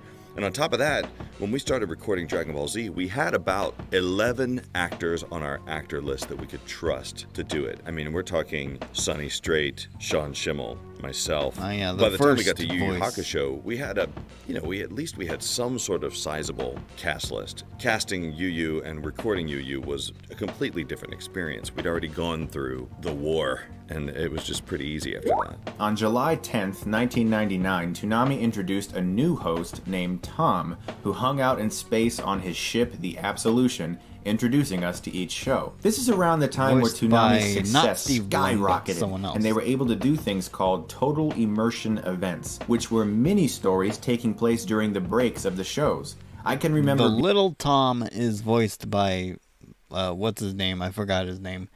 The one I know about is the current one, Steve Blum. But yeah, you guys already know. So being let me stop very talking. excited for The Intruder, which told the Oh, story yeah, of yeah. a strange entity I reacted invading to the this ship. on my other channel, my other Yuginami channel. Yeah, I actually did a reaction stream to all the parts of The Intruder. If you guys want to check that out. This concluded with a brand new Tom, voiced by the Voiced by incomparable Steve Blum. Steve Bloom. Well, I think Yep, first Steve and Bloom. foremost, Toonami gave I don't know why I credibility keep to saying this art Blum. form of anime that prior to that time was very difficult for the American palate. And those who did watch anime, or Japanimation as they called it in those days, really were intent on watching it in its original form, subtitled. And There he what is. we were doing was an aberration. And I was accused of ruining the art form several times during my career. So I think one of the great gifts that Toonami gave to America was showing them that anime is a huge, diverse universe of animation that we had never seen before. Unabashedly unafraid to address situations like dysfunction in the family, or violence, or loneliness, the things that all of us go through. Seriously, Chris, how did you get Steve Bloom to be in your video? That's mind-blowing to me. Separation, not fitting in, those sorts of emotions that so many of us go through. Do in you our early have years celebrity and some connections? into our later years. And anime kind I of think this created guy this has community where celebrity we all sort of felt we could have a place. You go to conventions at this point, and you see people dressed up in costumes who live very normal, conservative lives for the most part. And they go to these conventions, and that's when they feel most free. That's what fans tell me. That they can be who they want to be. They've got a community who understands them and doesn't judge them. Toonami was a huge gateway for that to happen, and continues to be to this day. Yeah. So I'm personally very grateful to Toonami for giving hundreds of thousands, if not millions of people a place to go. The Midnight Run was soon introduced, which allowed Toonami to air more intense entertainment from midnight to 5 a.m. They even aired some of Daft Punk's Interstellar 5555 and Gorillaz music videos. The Rising Sun was... Daft Punk has an anime music video on their original channel. I think it's the song All Are Better, Faster, Stronger. Yeah, I can't sing for shit right now, but yeah. The song is All Are Better, Faster, Stronger. The old version, like they have like anime going on in the video. Yeah, just to let you know. Toonami's Saturday morning block, running from 9 a.m. That to is noon. friggin' awesome. This block was particularly popular for airing the DBZ Garlic Jr. saga. 3 hours of Toonami programming. Consider ourselves. So they got Rising Sun for Saturday mornings, and for Saturday nights we got Midnight Run. That is amazing. I wish they would still do that. I wish they still had Rising Sun, but all we have now is Midnight.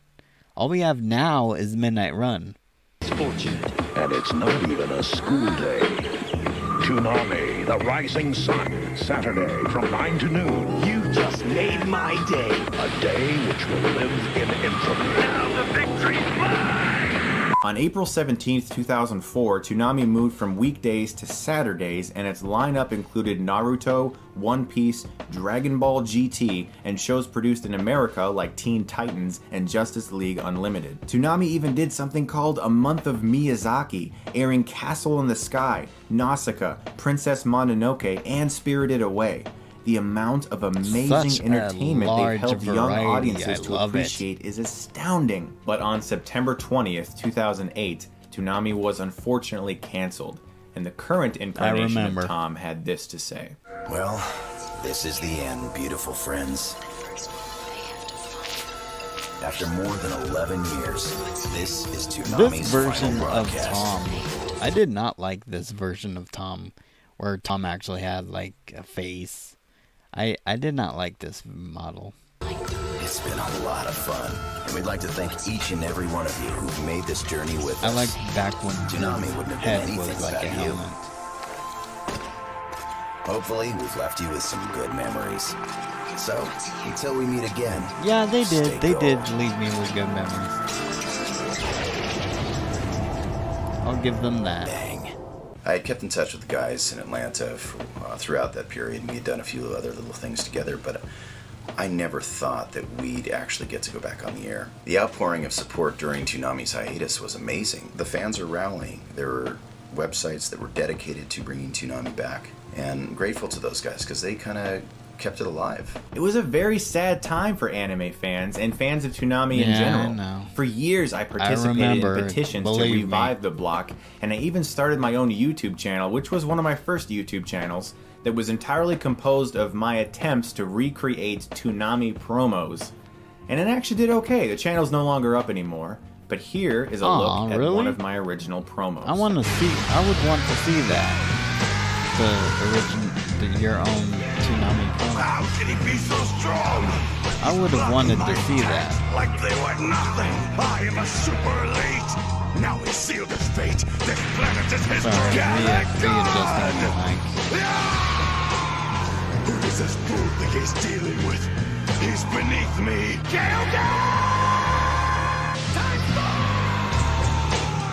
Why is his power superior to mine? I am the most powerful thing in the universe. Then, on April 1st, Tommy 2012, Wiseau. Cartoon Network's highly successful block Adult Swim did its annual April Fool's Day joke. And while in the past that was generally an all-night marathon of the so bad that it's good classic The Room. for one night, they re-aired classic shows from Toonami, complete with the bumpers and everything. Many people dubbed it the night no 90s kids slept. I remember getting that call to do the April Fool's evening, and how great that felt, even if we only got to do it for one more night, and to bring Toonami back to its former glory for at least that one night. I remember getting online that night. I had some friends who That called me was and a happy texted me day and for said, us anime "Dude, fans." There's a bunch of stuff going on out there on the net. Wow, You gotta check it bro, out. me. Get on Twitter, and I didn't even know if I had a Twitter account at the time, but I got on Twitter that night, and I stayed up all night with the fans. God, and that looks old. Look at these tweets. Like, look at the format. Like, it doesn't look like this now. Like, right now we have, like, circle-shaped profile pics and shit. And that star, I don't even remember what that's about. It's crazy. I think the viewer. I don't think I used Twitter back in the day. Now that I think of it, like back when I first started YouTubing, back in 2011, I only had YouTube. That's it. I didn't have Facebook or Twitter or Twitch. Yeah, like, God, this looks so old. Look at this. Is that Rukia? That Hatsune Danny? That looks like Rukia. Is that Rukia? Oh, anyway, back to the Ship video. that night went from something like 200,000 viewers, the normal viewership, to like 1.4 million. And it really showed that people cared about Toonami and wanted to bring it back, and that there was an audience, and we had concrete proof to show the network. I was just so excited to be part of that wave. It was really fun. It was really fun, and I felt like I had nothing to do with it personally. It was the fans that brought it back. So give yourselves a pat on the back out there, you guys. Yeah. You did an amazing thing, and kind of an unprecedented thing, I think. So, thank you. This sparked an even greater demand for the block's return, and finally, on May 16th, 2012, it was announced that on Saturday nights, Adult Swim would be taken over by Toonami, and a bevy of new shows like Casshern Sins, Samurai 7, and Full Metal Alchemist have been included in the lineup and received widespread love. They even began airing Cowboy Bebop again after Adult Swim initially helped popularize it back in 2001. Shows like Inuyasha, Bleach, and Ghost in the Shell standalone complex are part of the new lineup as well. Even now, the show that made Toonami famous... You know, as a kid, I saw Ghost in the Shell as a kid, and I thought it was fucking boring. And keep in mind, I was a kid. I didn't really... I had a shorter attention span. I had an attention span that was shorter than it is right now. Let's just put it that way. I rewatched Ghost in the Shell as an adult, and I actually enjoy it now. In the 90s is back. This time, however, it's the fillerless DBZ Kai. I know how it feels sometimes. The world can look bleak. Times can seem tough. And some days, nothing's gonna go your way. But you can't let that break you down.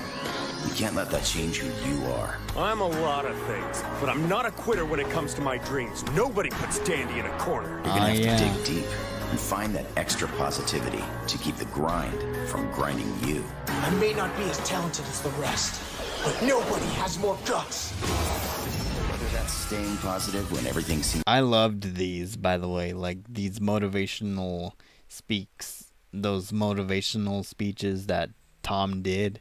I loved these.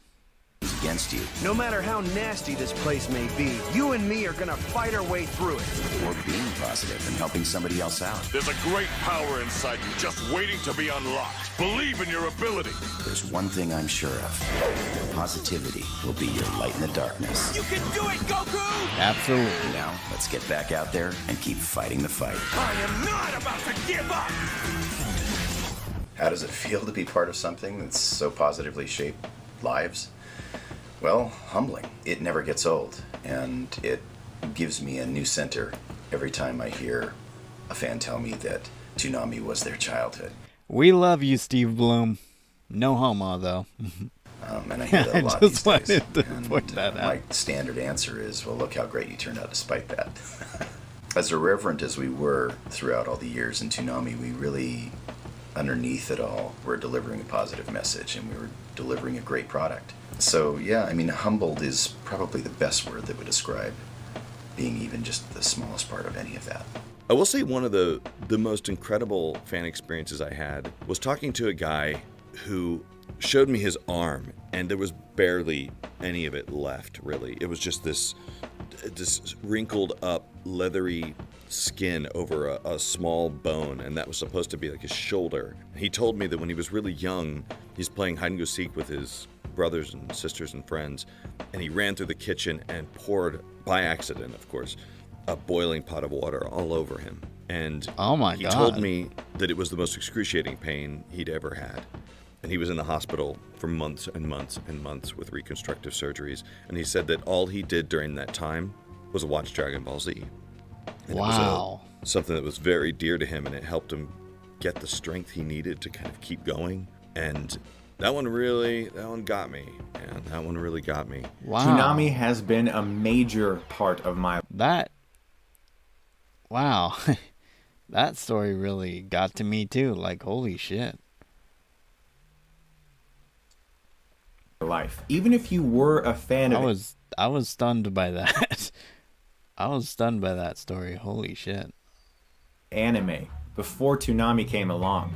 It's because of Toonami that we've had the opportunity to see so many other awesome animes in America, because they made people realize that anime is something to be reckoned with. It's something that a lot of people can enjoy, and it's an art form that has inspired countless filmmakers around the entire world. Nowadays, we gather around our computers hoping to stream our favorite shows, but there was a time period in the late 90s and early 2000s where it felt like my entire world stopped to watch Toonami.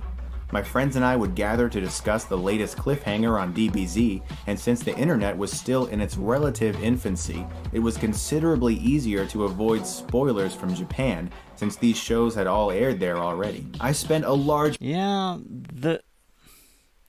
the internet makes a lot of things convenient now. Which is a good thing, I'm not complaining, but something about Toonami's, like, something about not having internet made you appreciate television more than you do right now. Because whatever was on television back in the day, that's what you watched. Sometimes you have to watch you have to go through the bad shows to get to the ones you want to watch. Like, if there's a show you didn't want to watch, but it was show anyway, you would have to, like, tolerate it, you know, have it play in the background or something while waiting for the show you do want to watch. You have to wait for that, like, for like another 30 minutes or so. That's how it was back in the day. Portion of my youth drawing these characters and imagining these worlds. Who am I kidding? I'm an adult and I still do it. The storytelling of many of these shows helped me understand a lot about action entertainment and to appreciate something that was from another land. Without it, I wouldn't be the same person I am today. Just a special thank you to Jason DeMarco, Gil Austin, and our old buddy Sean Akins for creating Toonami and bringing it back after all these special years thanks. Yes. To a whole new audience. I'm really grateful to you guys and to everybody at Adult Swim and everybody on William Street. You guys have gone above and beyond to bring this back to the audience, and a lot of you guys out there don't know that these guys did a lot of this on their own time, and I'm talking about the engineers, the post-production people, everybody involved in Toonami, and there are a lot of them who did this stuff on their own time because of the love of the genre and because of the love of Toonami and because of their love and respect for you guys. So they really do care. And so thank you guys for bringing me back on board and keeping Toonami going for all these years. Very, very grateful. Stay gold. Bang. Guys, thank you so much for watching my inaugural episode of Retro Rewind. I'm going to have a lot more of this kind of stuff for you guys. I've never had more fun making a video ever. I thank you so much for watching it, and I have a special guest to sign this video off. You may recognize him. His name is Christopher Sabat, and he just so happens to be the voice of Vegeta and Piccolo. Thanks, guys. Nice. Oh, look at all you peons out there behind your worthless computer screens. Oh, wait, what is this? You're not Stuckmanized yet? Is this a bridge? Oh, you've got to be kidding me. I am the Prince of all Saiyans, and I command you to get... Yeah, he's trying to make an abridged animation. He's not doing it completely right, but he's trying. I'll give him that. Stuckmanized! Okay, Chris, you have earned a like from Yugi Nami. This video has earned my like. I liked this video. Like, that story where that guy's arm was messed up and, like, all he did in the hospital was... The only thing he did was, like, watch Dragon Ball Z for as long as he could. Like, that story really got to me, like, holy shit. Anyways, back to the chat. I want to see what you guys think. Okay, back to the chat right now.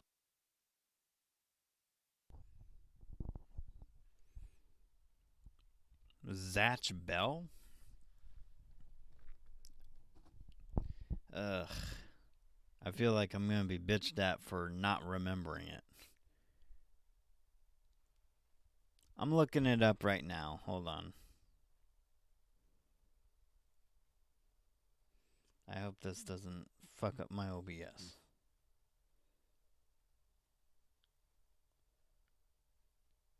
And my Google's not working.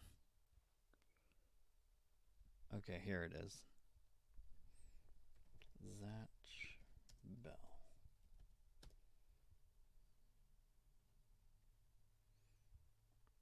I don't think... Okay, the main character looks familiar. The blonde guy. I'm looking at the images right now. Yeah, this guy looks familiar. I've definitely seen this character before, but I don't think I've seen the show.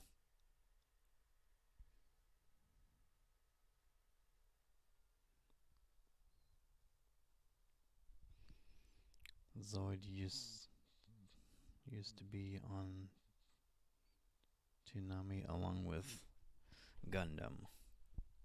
Yep.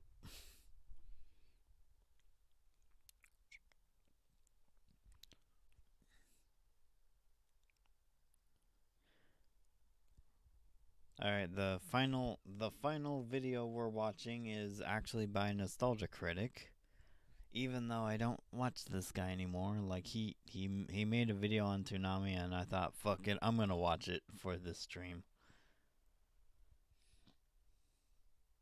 Very fascinating. Yes, I agree. Fascinating, yes. I feel for that guy, you know, that guy in that hospital that hurt his arm. Yu Yu Hakusho, yes, I have seen a little bit of Yu Yu Hakusho. And I don't watch Chris Stuckman that much. Okay, that's fine.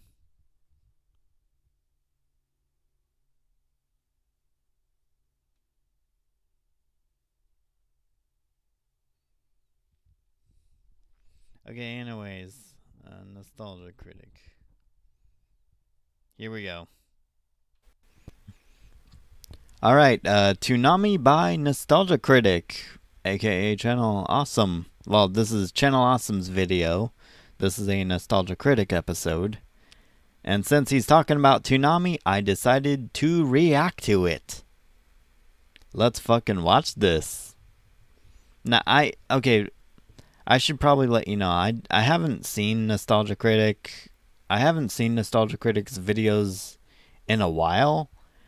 Cause like I lost interest ever since the changed the channel movement.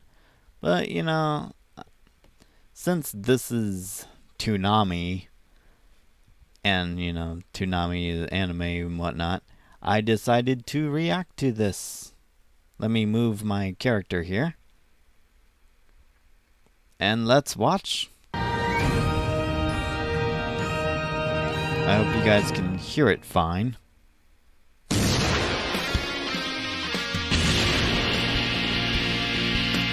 Alright, I'm gonna skip the intro. I'm skipping the intro. Here we go. This brings back so many memories. Right? School's out, it's evening time, and it's time for Toonami.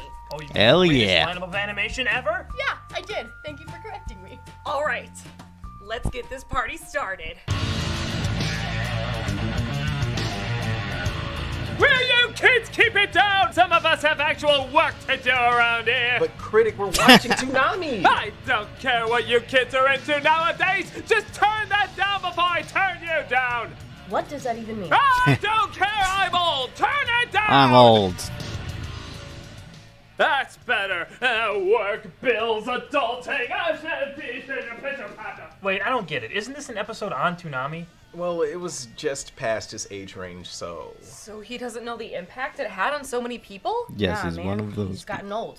He's become one of them. An adult. An Well, for someone who talks about nostalgia so much, he should be educated about it. Nah, he's too close-minded. No. It is our duty adult. to teach him about the awesomeness of Toonami. Away! You okay? Yeah, flippity-chippit. Hobbity-gubber. Hey, critic. Bah humbug. What, did your phones break? You millennials. Dude, your calculator's a phone. I know what I said! What'd I say? You were asking what we wanted. Yeah, that! We know that Toonami was a little bit past your time, but you really should understand the impact that it had on kids to tell Dude, the more epic 2000s stories. was The like only thing the important best, to people my like, age ever. is knowing how much people your age suck! Now get out of here while I eat my gruel! See, he's too old. Just let him hate everything. No! Critic, it's your duty Yeah, to represent yeah. these timeless shows that made an impact on a generation. How? For okay, for those who don't know, nostalgia critic Doug Walker, he is an '80s kid apparently. He is an '80s kid. He's from the '80s. Dare you, boy! And if we're gonna Based on my understanding. get you into this, we're gonna do it the right way. Oh shit. What is that?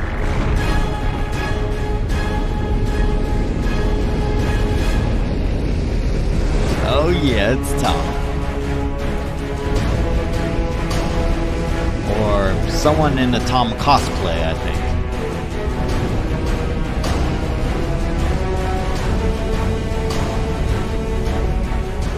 You're supposed to be in outer space, though.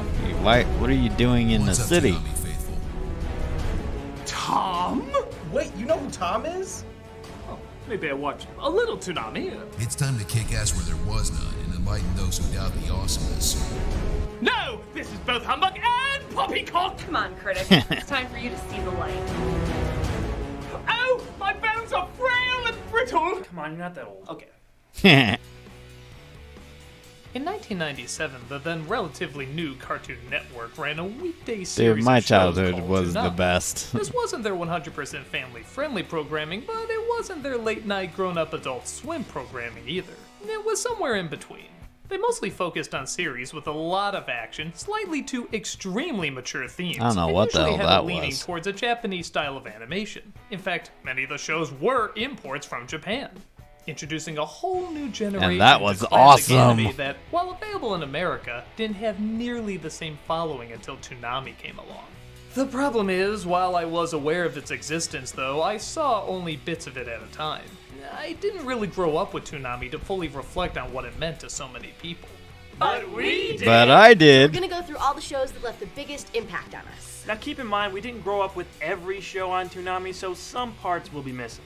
We're just gonna hit the ones that influence Yeah, us to be the most. fair, I For didn't better either. Or worse. I'm Malcolm. So let's dive right into it. Despite Tom being the best known host, Toonami actually started off with Moltar from Space Ghost Coast to Coast, introducing every show you are about to see. Why does that show sound familiar? Space Batman with no ears. Today, of course, Toonami's got a brand new superstar. I think I have a crush on her. Though he wasn't Tom, he was still a pretty A cool lot of host, people had still crushes keeping the on laid-back, low-key the tone Sailor to offset Moon the extreme characters. soundtrack and action that often played alongside him. We all get by with a little help from our friends. And we can all be super friends. One of the first shows to start off Toonami God, was a I love collection Adult of old Swim. superhero shorts called Cartoon Roulette. It feels like Cartoon Network. I mean, it feels like Adult Swim cares more about their audience than Cartoon Network. I mean, they're both technically owned by the same company, Warner Brothers, but still, you know, it feels like individually though, like it feels like Adult Swim cares more about their audience than Cartoon Network. Ah, now this I'm familiar with. What a great way to start this off. This was a send-up of all the classic superhero cartoons of old. It ranged from the groundbreaking Fleischer Superman serials from the 40s, the enjoyably cheesy Hanna-Barbera shorts of the 60s, to the Super Friends show in the 70s, when the Justice League fought side by side with Wonder Dog and two human perms and bell-bottoms. Yeah, I didn't care for those. Toonami was so popular. Honestly, it was more of a kind gesture than hit programming. This was a fun way of showing how far superhero shows have come, as the story, style, and characters were often pretty laughably bad compared to modern-day series.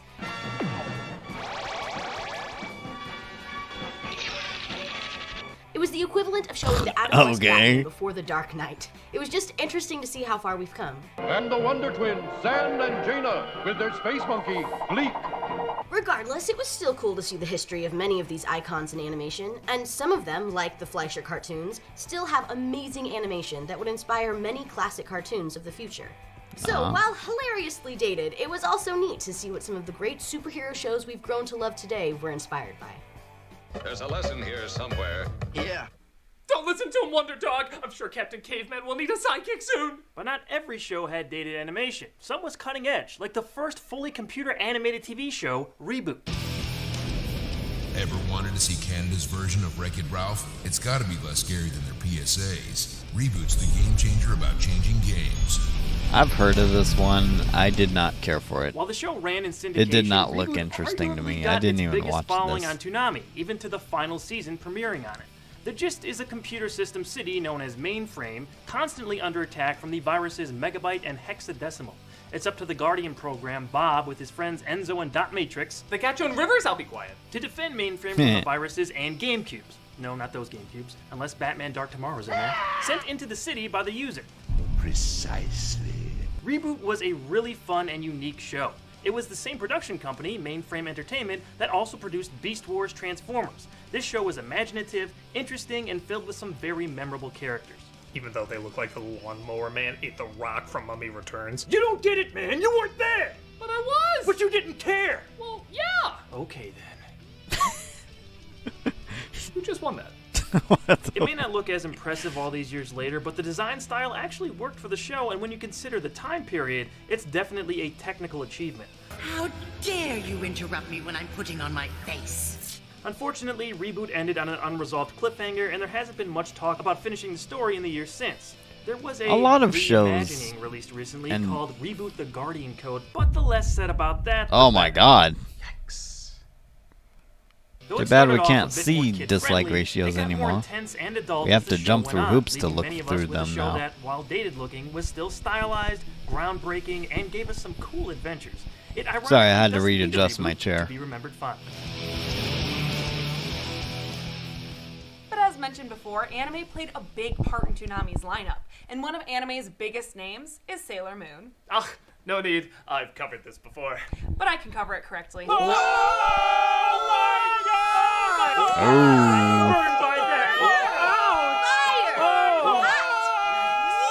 Whip out your crime-fighting mini Okay, that was skirt and don't annoying. trip on your hair extensions. Sailor Moon is rocking the planets.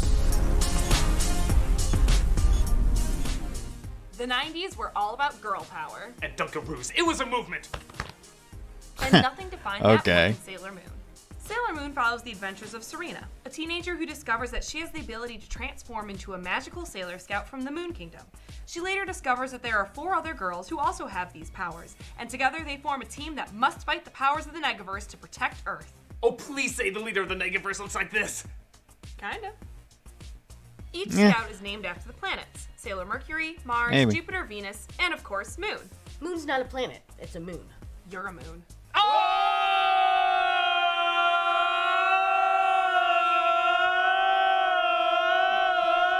Eventually, they'd be joined by others, including Neptune, Uranus, and Pluto. Just to name Okay. a few. The ladies kicked butt and took names in the name of the Sailor moon. Saturn was my It favorite. is still one of the longest-running magical girl animes ever. It had worldwide appeal to girls, women, and even boys and men. Sailor Moon was a wonderful show that was action-packed, sweet, and cute. It showcased strong female friendships with humor, romance, and adventure. In America, it was actually first shown on 2 other networks before it took hold on Toonami in 1998. It was part of the lineup for the next 3 years, being a staple in its early identity. Seasons 3 and 4 were originally aired on Toonami, a little bit more unedited than the original 2 seasons. All 3 movies were also shown on Toonami. Season 5 of the series was never aired on television as the contract expired in 2003 and has never been renewed or shown on American television since. Why is that? Well, this is just a theory, but Season 5 starred Sorry, I had to Sailor look at Scouts, something. dubbed the Sailor Starlights, who were men, at least pretending to be while on Earth, that transformed into women when they took their powered form. I'm guessing that's something 2000. This feels like it's ahead of its time. You know, because, you know, wokeism and shit. 2001 probably wasn't ready for. Oh, come on. They made Sailor Uranus and Neptune cousins instead of lesbians, resulting in... It seems so long ago, my first kiss. Like it was yesterday. What? Hearing the term kissing cousins for the first time. Though there were certainly action shows that had girls in them, I don't know how to respond to that. so it's nice that Toonami not only had a show that was female-dominated, but was also funny, imaginative, and incredibly entertaining, proving the lasting power of the moon. Again, not a planet. Neither is Pluto. That just proves my point more. It's not going away anytime soon. I know. You know, Sailor Pluto and Sailor Moon, both of which aren't planets. The moon is not a planet, and neither is Pluto. So, why does the other teammates get to be planets, huh? Sailor Earth or Saturn or Neptune. Yeah, that made me think, how come all the other girls get to be planets and not Sailor Moon or Sailor Pluto? Sailor Moon was a real big hit anime on Toonami, but wasn't there one that was an even bigger hit? I think it was called Dragon... Oh, I got this one! It's Dragon Ball Z. It's Dragon Ball Z.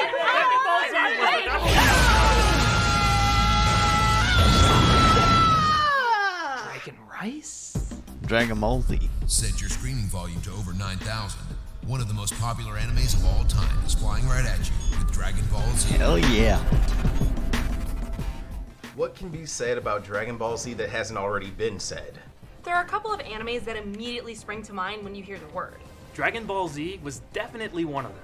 We follow the story of Goku, which is loosely based on Journey to the West, on steroids. This is actually the sequel to the show Dragon Ball, in which our hero Goku tried to collect powerful Dragon Balls in order to summon a dragon to grant him and his friends wishes. Dragon Ball, somewhat confusingly, wouldn't air on Toonami until after Dragon Ball Z was shown, but thankfully, you can follow Dragon Ball Z fine, even if you haven't seen the original Dragon Ball. This show had everything: explosive battles, wacky situational comedy, and unforgettable, iconic characters. It still maintains some of the characters and worlds as the original Dragon Ball, but adds more. Goku is now grown up. He discovers that he's actually part of a race called the Saiyans from his brother Raditz, but had a... Okay, I just want to point out, I did not watch much of Dragon Ball. You know, despite having Dragon Ball in my recent series, 7 Games, 1 Wish, I really liked the idea. I really liked the Dragon Ball idea of collecting 7 items, aka Dragon Balls, to have a wish granted by a summoning a dragon, and this dragon will grant you a wish. That plot device sounded interesting to me. That's why I went with it for my 7 Games 1 Wish series. Just FYI. So yeah, just to let you know, I'm not really a fan. I'm not a huge fan of Dragon Ball. I just liked the concept of collecting the 7 Dragon Balls to get granted a wish. head injury shortly after his arrival and totally forgot his mission of destruction and dominance. So kind of like Iron Giant meets a screaming goat. Absolutely nothing like that, but for sure. Goku refuses to join Raditz and fighting ensues. The lore of the series was massively expanded over its 291 episode Jesus. run. The next generation is also introduced as Goku becomes... Well, at least it's not fucking as long as fucking One Piece. Dude, I'm not even joking. I looked this up. One Piece has over 1,000 episodes. I'm not even fucking joking. It would literally take you 15 days 15 days, no commercial breaks, no sleep to watch the entire series. Well, according to what I've researched. I don't know how accurate it is. I'm just telling you what I've heard. A father. His sons Gohan and Goten had varying sized roles as the series progressed. DBZ put anime on the map for most of the Western world. While it had some syndication on various channels, Toonami had become the primary hub to broadcast the show, with a chilling 61 million viewership rating for every new episode. It ran for years on the program block. Even after its initial run, the show was redubbed, re-edited, and re-shown. It really connected with people in a massive way Toonami had never seen before in its programming. It was marketed to a large age range, focusing on the action and humor of the show. It has often been imitated and parodied, especially when people want to go super saiyan. What the hell is wrong with you? We couldn't get enough of it. The fights, the powers, the characters, the stories. It was endlessly entertaining, and this show's legacy has not slowed down. It became super quotable, from characters spouting quippy one-liners to shouting their signature moves before doing them in. It's over 9,000! It was very monster of the week. Yep, but you its entertainment value came from the over-the-top can't talk about adventures Dragon Ball without you Maybe know the most referencing humorous that thing meme. about Toonami airing DBZ was how ridiculous the censorship sometimes was. Funimation and American censors went infamously overboard with how much they wanted to cut down on some of the violence, blood, and crude humor of the original Japanese version. Everything from changing translations to hilariously obvious visual additions were apparent through its first run on Toonami. I remember the last time I had a frosty mug of water. Remember when killing meant sending No, you that to looks another more like a dimension? blueberry Or the Home for frosty or Infinite from Losers? 7-Eleven or something like that. What? Did they really think we couldn't take hearing the word hell? We just watched someone get their entire body cut in half. The Oh uncut my episodes God. were later released, but the ridiculous attempts at Yeah, sanitizing for kids, DBZ man, they is a have big to part of censor its something. initial identity in the They US. can't leave Regardless, anything the alone. concept may be simplistic, but if anything, Dragon Ball is a story about friendship and how you can find allies in unexpected places. Even old enemies eventually become allies to take on even greater challenges. While there's certainly people who just see it as screen porn, and yeah, I can see why. When you really sit down and watch it, you can see how much of an Yeah. epic story they can tell with simple, yet likable and relatable characters. Dragon Ball Z has had a lasting impression around the world, becoming a template for shonen action series for the future. The show defined the late 90s and early 2000s for millions of kids, and Toonami owes a giant chunk of its popularity at the time to the epicness that is Dragon Ball Z. Hell Oh, yeah. come on, it's nowhere near the impact the real adventures of Johnny Quest had.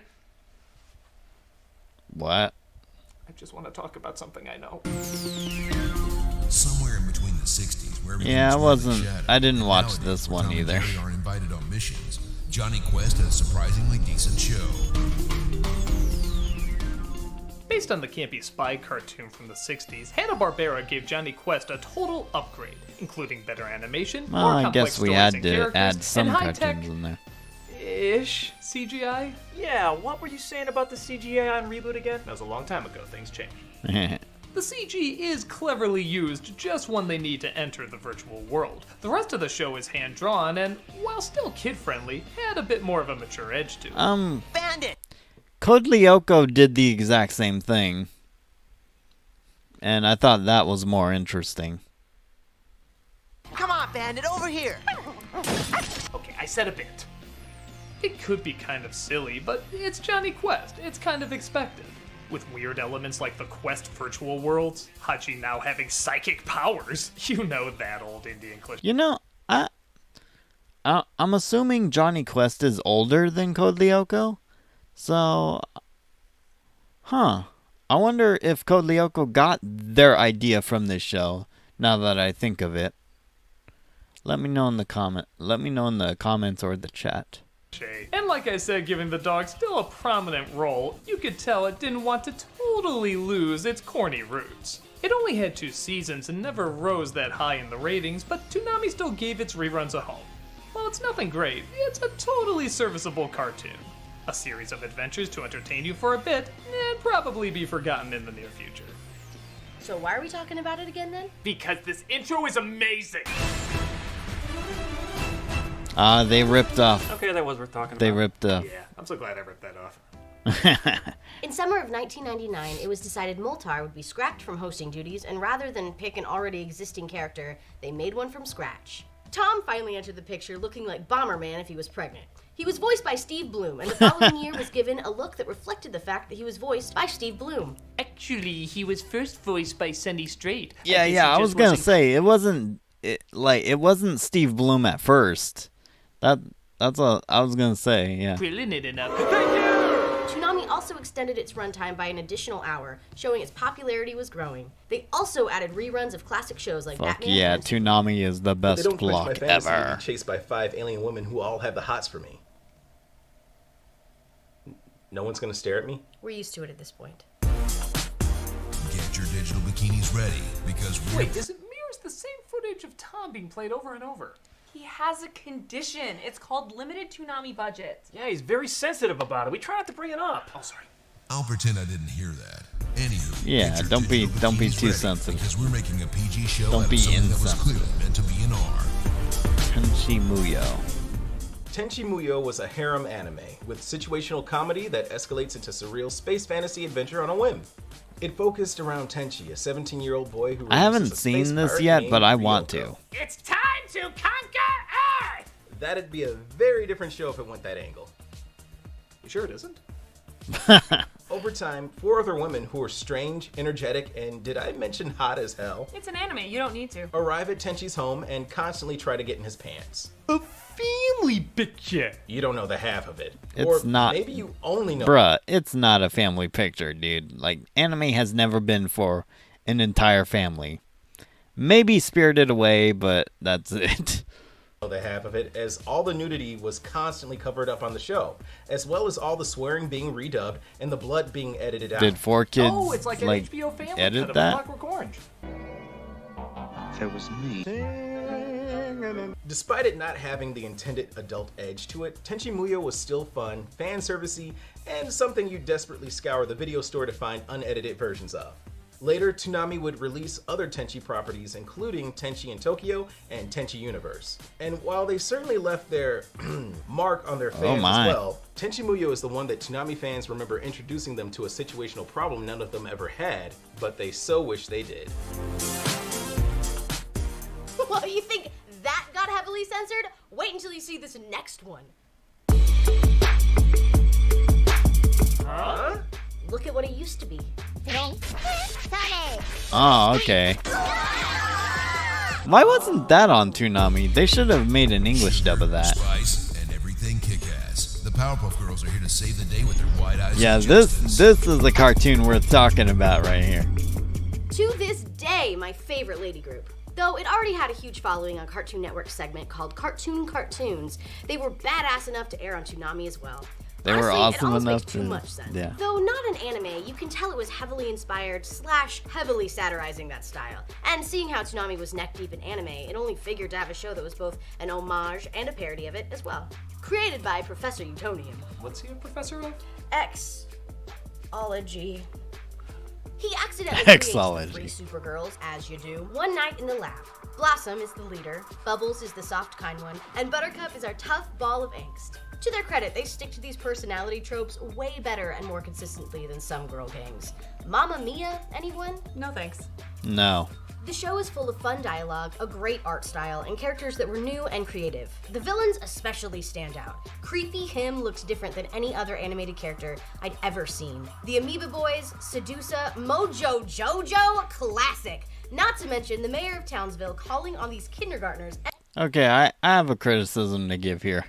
Mojo Jojo, okay, this might be unpopular opinion because like I get the feeling that Mojo Jojo is supposed to be the strongest bad guy in Powerpuff Girls, but honestly, I think there's one bad guy that's even stronger than him. And I'm of course talking about him, not I'm talking about Mojo. Okay, him versus Mojo Jojo, I think him would win. The big demon clown girl with crab hands.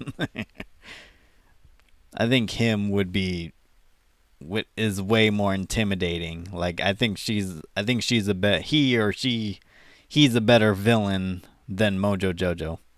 Just my opinion. Every day to help save the city, those 5-year-olds have some major political clout. Yeah, what's with not letting little kids fight our battles anymore? What? What? The violence on the show is also something not seen in children's shows anymore, being both surprisingly harsh and extreme. Again, a perfect fit for Toonami. Even though it probably didn't need Toonami's help to get famous, it did cement them as not only funny but badass as hell, proving epic fights aren't just for the big kids. Hell yeah. Well, only one thing could be more extreme than crime-fighting kindergartners. I think there's a lot of things. You know, it feels like hell yeah is becoming my new catchphrase. I keep saying hell yeah. That could be more extreme. A show from the guy who made Dexter's Lab. Ooh, it's Samurai Jack. Yeah, this is a good show too. Sharpen your swords and tie up your man. Hell yeah. Samurai Jack is in the house. Long ago in a distant land, Aku, the shape-shifting master of darkness, unleashed an unspeakable evil. But a foolish samurai warrior wielding a magic sword stepped forth to oppose him. Before the final blow was struck, he tore open a portal in time and flung the samurai into the future, where Aku's evil is law. Now the samurai seeks to return to the past and undo Yeah, you're the just quoting the intro. Aku. Did you just repeat the show's intro? I'm sorry, do you have a better way of explaining the premise? Yeah. That's what I thought. Now he's got to get back to the past. Samurai Jack. Oh, come on! Samurai Jack is nothing short of amazing. Creator Genndy Tartakovsky went from comedy to intense action comedy while hardly having to change his look at all. The show was packed to the brim with style and substance. Jack was a near-perfect protagonist, and his never-ending crusade to return to the past to save the future was as compelling a journey as I've seen in almost any other animated show. Is he supposed to look like Professor Utonium as a Ninja Scroll character? No, he's supposed to look like a black guy voices him. There's so many questions. The late great Mako voiced the sinister Aku and could be as funny as he was threatening. I would like to place an order for delivery. 30 minutes, oh, it's free. Excellent! The mix of tones from loud hilarity to quiet character studies resulted in a truly unique piece of cartoon history. It originally aired from 2001 to 2004, but didn't regularly start appearing on Toonami until 2008. In 2017, the show was revived for a fifth Yeah, I and was gonna final say, season like, the that was fifth- meant to don't forget finally the wrap fifth up Jack's season. story. This time, the new episodes debuted on the Toonami block and were noticeably more adult in some ways. I could talk Hell about yeah. this show for hours, but if you want more in-depth thoughts, I did a top 5 video on the best episodes right here on Channel Awesome, and also reviewed every episode of the final season on my personal channel. If you've never seen Samurai Jack, you're missing out on one of, if not, the best original series Cartoon Network ever produced. Well, that's cool and all, but I thought a big part of Toonami was anime, not like anime. Where's all the Japanese fighting and giant robots? Oh, We'll get to that. Yeah, there it is. Ask and you shall receive. You shall receive. Sorry. Well, too bad. Fuck you. It's the series that launched 1,000 series. Ask which and you in shall anime is still pretty light. What the fuck? Time to bring in the Gundam. I'm tripping over my words right now. Ugh. Ask and you shall receive is what I'm trying to say. What is wrong with me? Jesus. If you've ever wanted to watch angsty, beautiful teen boys fighting giant robots, You mean there's people who don't? then Yeah. boy, have I got a show for you. Gundam Wing follows the story of 5 teenagers who were selected to be a part of Operation Meteor. The only Gundam show I've seen was Gundam Seed Destiny. Yeah, that's it. I didn't watch any other Gundam show. Gundam 00 looks interesting. I might check that out, but yeah. In which they were sent to Earth in high-powered mobile suits called Gundams to seek revenge on a political organization called Oz. Please tell me this is just the Japanese version of The Wizard of Oz. The guys are all vaguely named Cosmos? after numbers. The Cosmo There was archetype in Hiro Yui, Yu-Gi-Oh? Duo Maxwell, Troa Barton, Ketchura Barbara Winner, and Chang Wu-Fei. sound complicated and a little convoluted? You bet it is! It was the perfect mix of angst, giant robot battles, and political intrigue. Personally, I was captured by it because it was something that I had never seen before. The show seized the hearts and attention of Americans when it debuted in 2000. It was top rated and stayed that way for a while. Part of the appeal was the boys. They were like a murdering badass boy band, each with their own personality types. Hero was the brooding, deep loner. Duo was the wisecracking jokester. Ketra was the kind, gentle one. Chora was quiet and thoughtful. And Wu-Fei was, well, super righteous, I guess. And Scary Spice was the wild card. Please. That was clearly Baby Spice. Gundam Wing was actually much more successful in America than in Japan, where it was originally released in 1995. It introduced American audiences to the extremely popular Gundam franchise. Toonami tried to capitalize on the interest by showing other shows in the series, including the original Mobile Suit Gundam, but nothing quite stuck as much as Wing did. Although it did create a generation of people like me who have spent literally hundreds of dollars on plastic models of robots. How did you fit all those in your pocket? Modern animes in America Who says they were from her pocket? It was aired with none of the names of the characters or music changed from the original Japanese. It was also the first unedited anime ever run on Cartoon Network as a part of Toonami After Dark.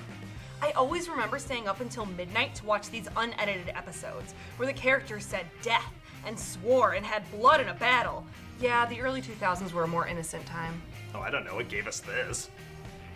Staying Ew. true to its source, altering little, Don't and giving mention their that all in movie, every please. frame, Gundam told a compelling story with compelling characters, not surprisingly, keeping us compelled.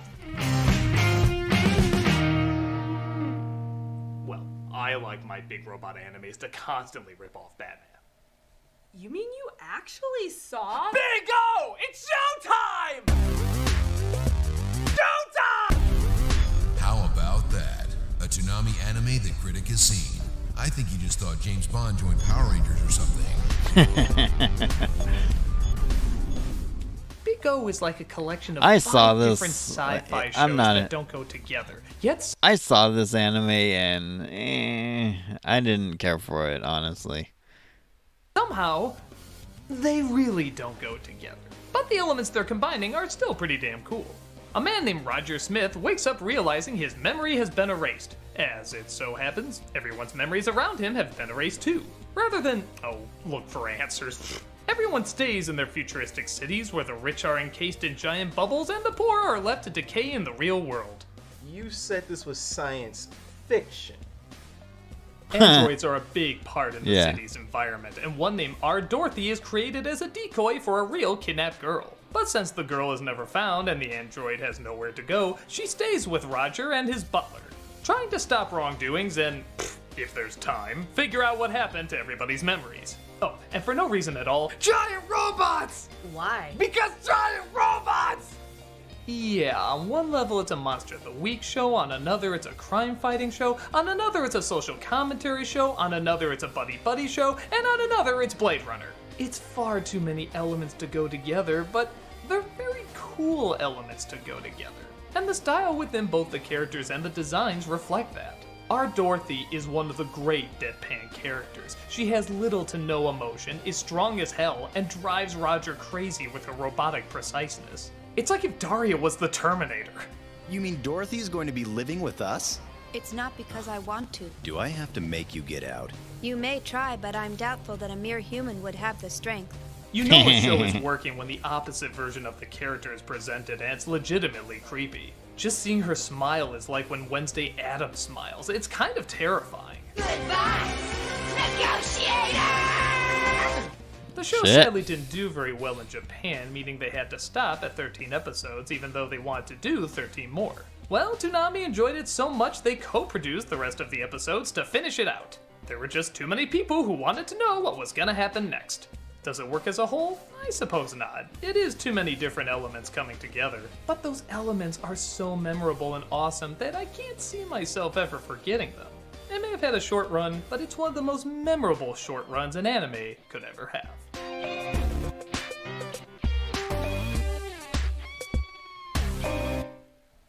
Needs more hamsters. Is that a thing on Toonami? Yes! Tamtaro. Tamtaro time. Cushy cushy ticky ticky woo. Did Tom just say that? Yeah, before we had Friendship is Magic, we had Hamtaro. Of course, it's Hamtaro. Hamtaro was unbelievably goddamn cute. If you were having a bad day, watching So this kawaii. anime about hamsters learning the value of teamwork would easily turn your frown upside down. Oh, and he fights crime in the middle of the night. Nope. He goes outside, makes new friends. Sometimes they play in the backyard. Where they say the magic words and turn into ninjas. No, he just tries to make his owner happy. A 10-year-old girl named Laura. And Laura is a demon hunter. No, she's just a kid that enjoys playing with Hamtaro and the Ham Hams. Ham Hams. Geez, Yeah. critic, you're acting like this isn't a perfect fit for Toonami. Is it? Of course! Amongst all the fighting and the bloodshed like, and the intense action, I like Hamtaro's his the reaction badass of them all. It's Hamtaro, man. Hamtaro. My sunflower seed is gone. I'll help you look. 2 hamster heads are better than 1. This was on Toonami. Yeesh, this is pointless. You know, some people just don't understand the epic weight of Hamtaro. Epic weight? Man, you either get Hamtaro or you don't get Hamtaro. Okay, I guess I don't get Hamtaro. I'm embarrassed for all of us. Let's just move on to something a little bit more laid back and subdued. Justice League. Justice League, yeah. What? He's Before the DCU gave us whatever that movie was, there was a Justice League that knew how He's to give still people staring what at they him. wanted.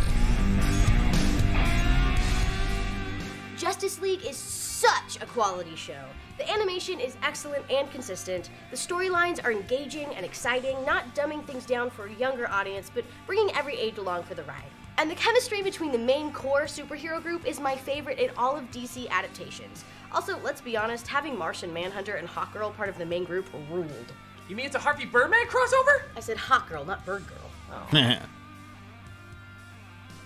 Justice League had mostly 2-part episodes, while Justice League Unlimited, the show that came directly after 2 seasons of Justice League, dropped that format and added even more characters. Though I guess it was okay if that meant getting the most awesome punch Superman has ever thrown. Wow, to Darkseid of all. I want to marry that punch. Did that to Darkseid of all people. Even in Justice League, though, the lesser-known character cameos could stack up to the dozens or even hundreds. They tackled some cool storylines like Superman dying, the Legion of Doom assembling, and the love story between Hawkgirl and Green Lantern. Also, the cast of Teen Titans came in and voiced the Royal Flush Gang, hired by the Joker to fight the League, and it was awesome. That is the weirdest sentence I have ever heard you utter. You should hear me when I'm sober. With so many people wanting that perfect Justice League adaptation, I say we already got it. It had many adult moments, but never lost sight of that childlike wonderment. It was action-packed but smart, aggressive but sensitive, followed the comics but also stood as their own thing. I'd much rather take let's this move Batman on and to the Superman fighting animes, than please. this Batman and Superman fighting any day.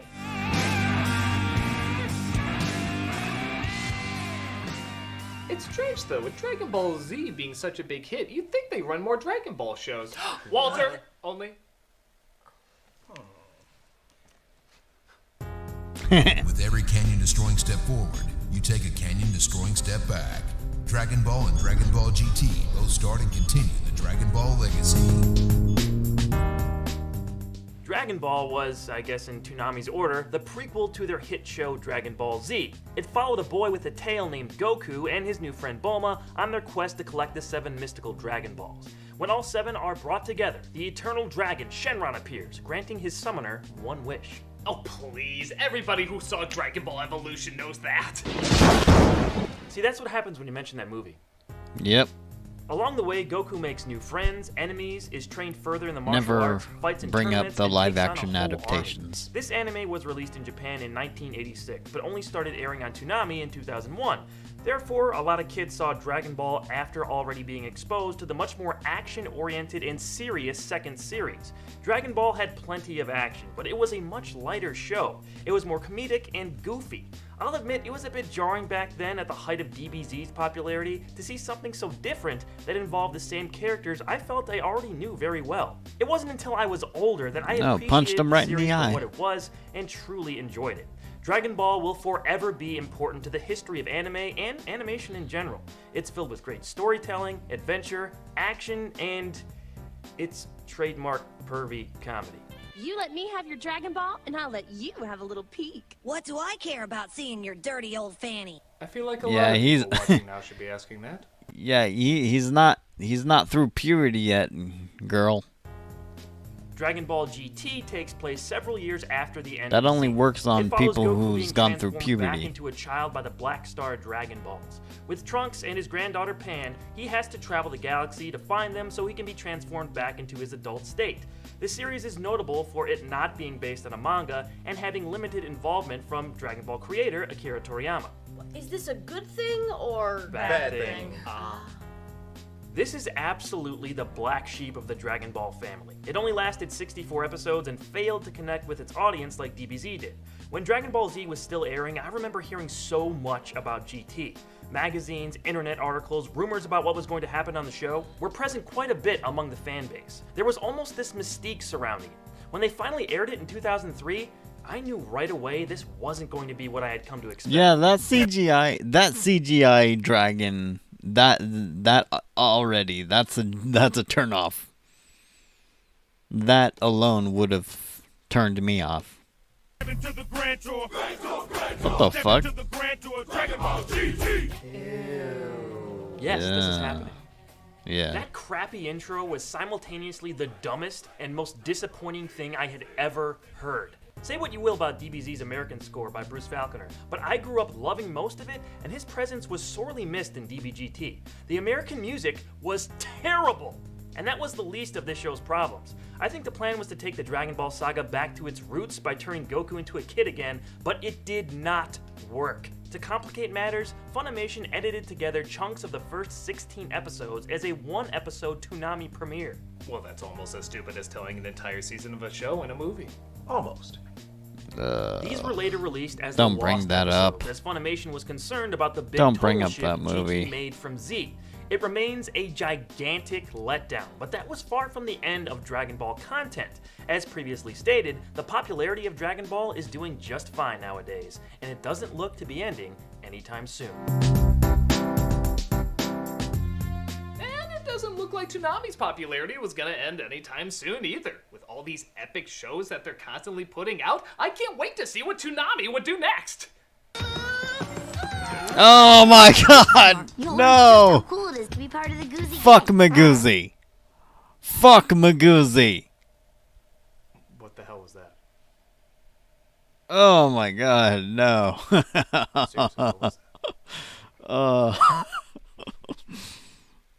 Oh my god, fuck Magoozy.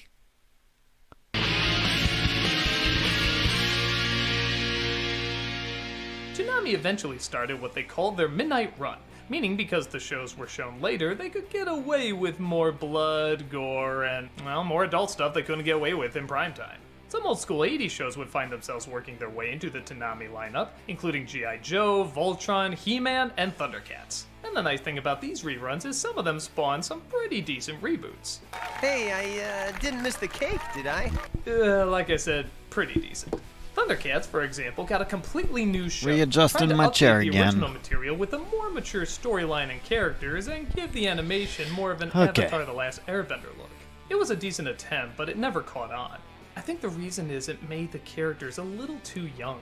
A lot of us like Thundercats because it was watching grown Yeah, men you and can women make it kick ass with their anime-ish all kids you as the want, side it's still a cartoon. It's not that we didn't welcome more complex stories, we just wanted it with more grown-up characters. Not growing up characters. I mean, come on, we want to hear the Thundercats talk like this. It was just plain stupid to assume it might be bad. Just what the fuck am I talking about? I mean, come on. How about a show that finally gives the fans what we've always wanted to see from these characters? Ugh. He-Man was also given a makeover, trying to give it a grander and somewhat darker tone. They did a lot of things pretty good, like give Skeletor a pretty cool backstory, and made the look of the show more focused on the barbarian aspect rather than the sci-fi. But it's still He-Man. It's still corny, silly, and goes back and forth between being really dark and gritty and being, well, He-Man. She's, kidding, right? Some kind of birthday prank. I mean, I guess it's better than Dolph Lundgren getting his ass whipped by a laser red Twizzler, but no, I have nothing else to add. It is definitely better than that. Both this and Thundercats were valiant attempts, and honestly not bad shows on their own, but neither were the epic reboot fans were expecting. He-Man did manage to get one more season, while Thundercats sadly only got one.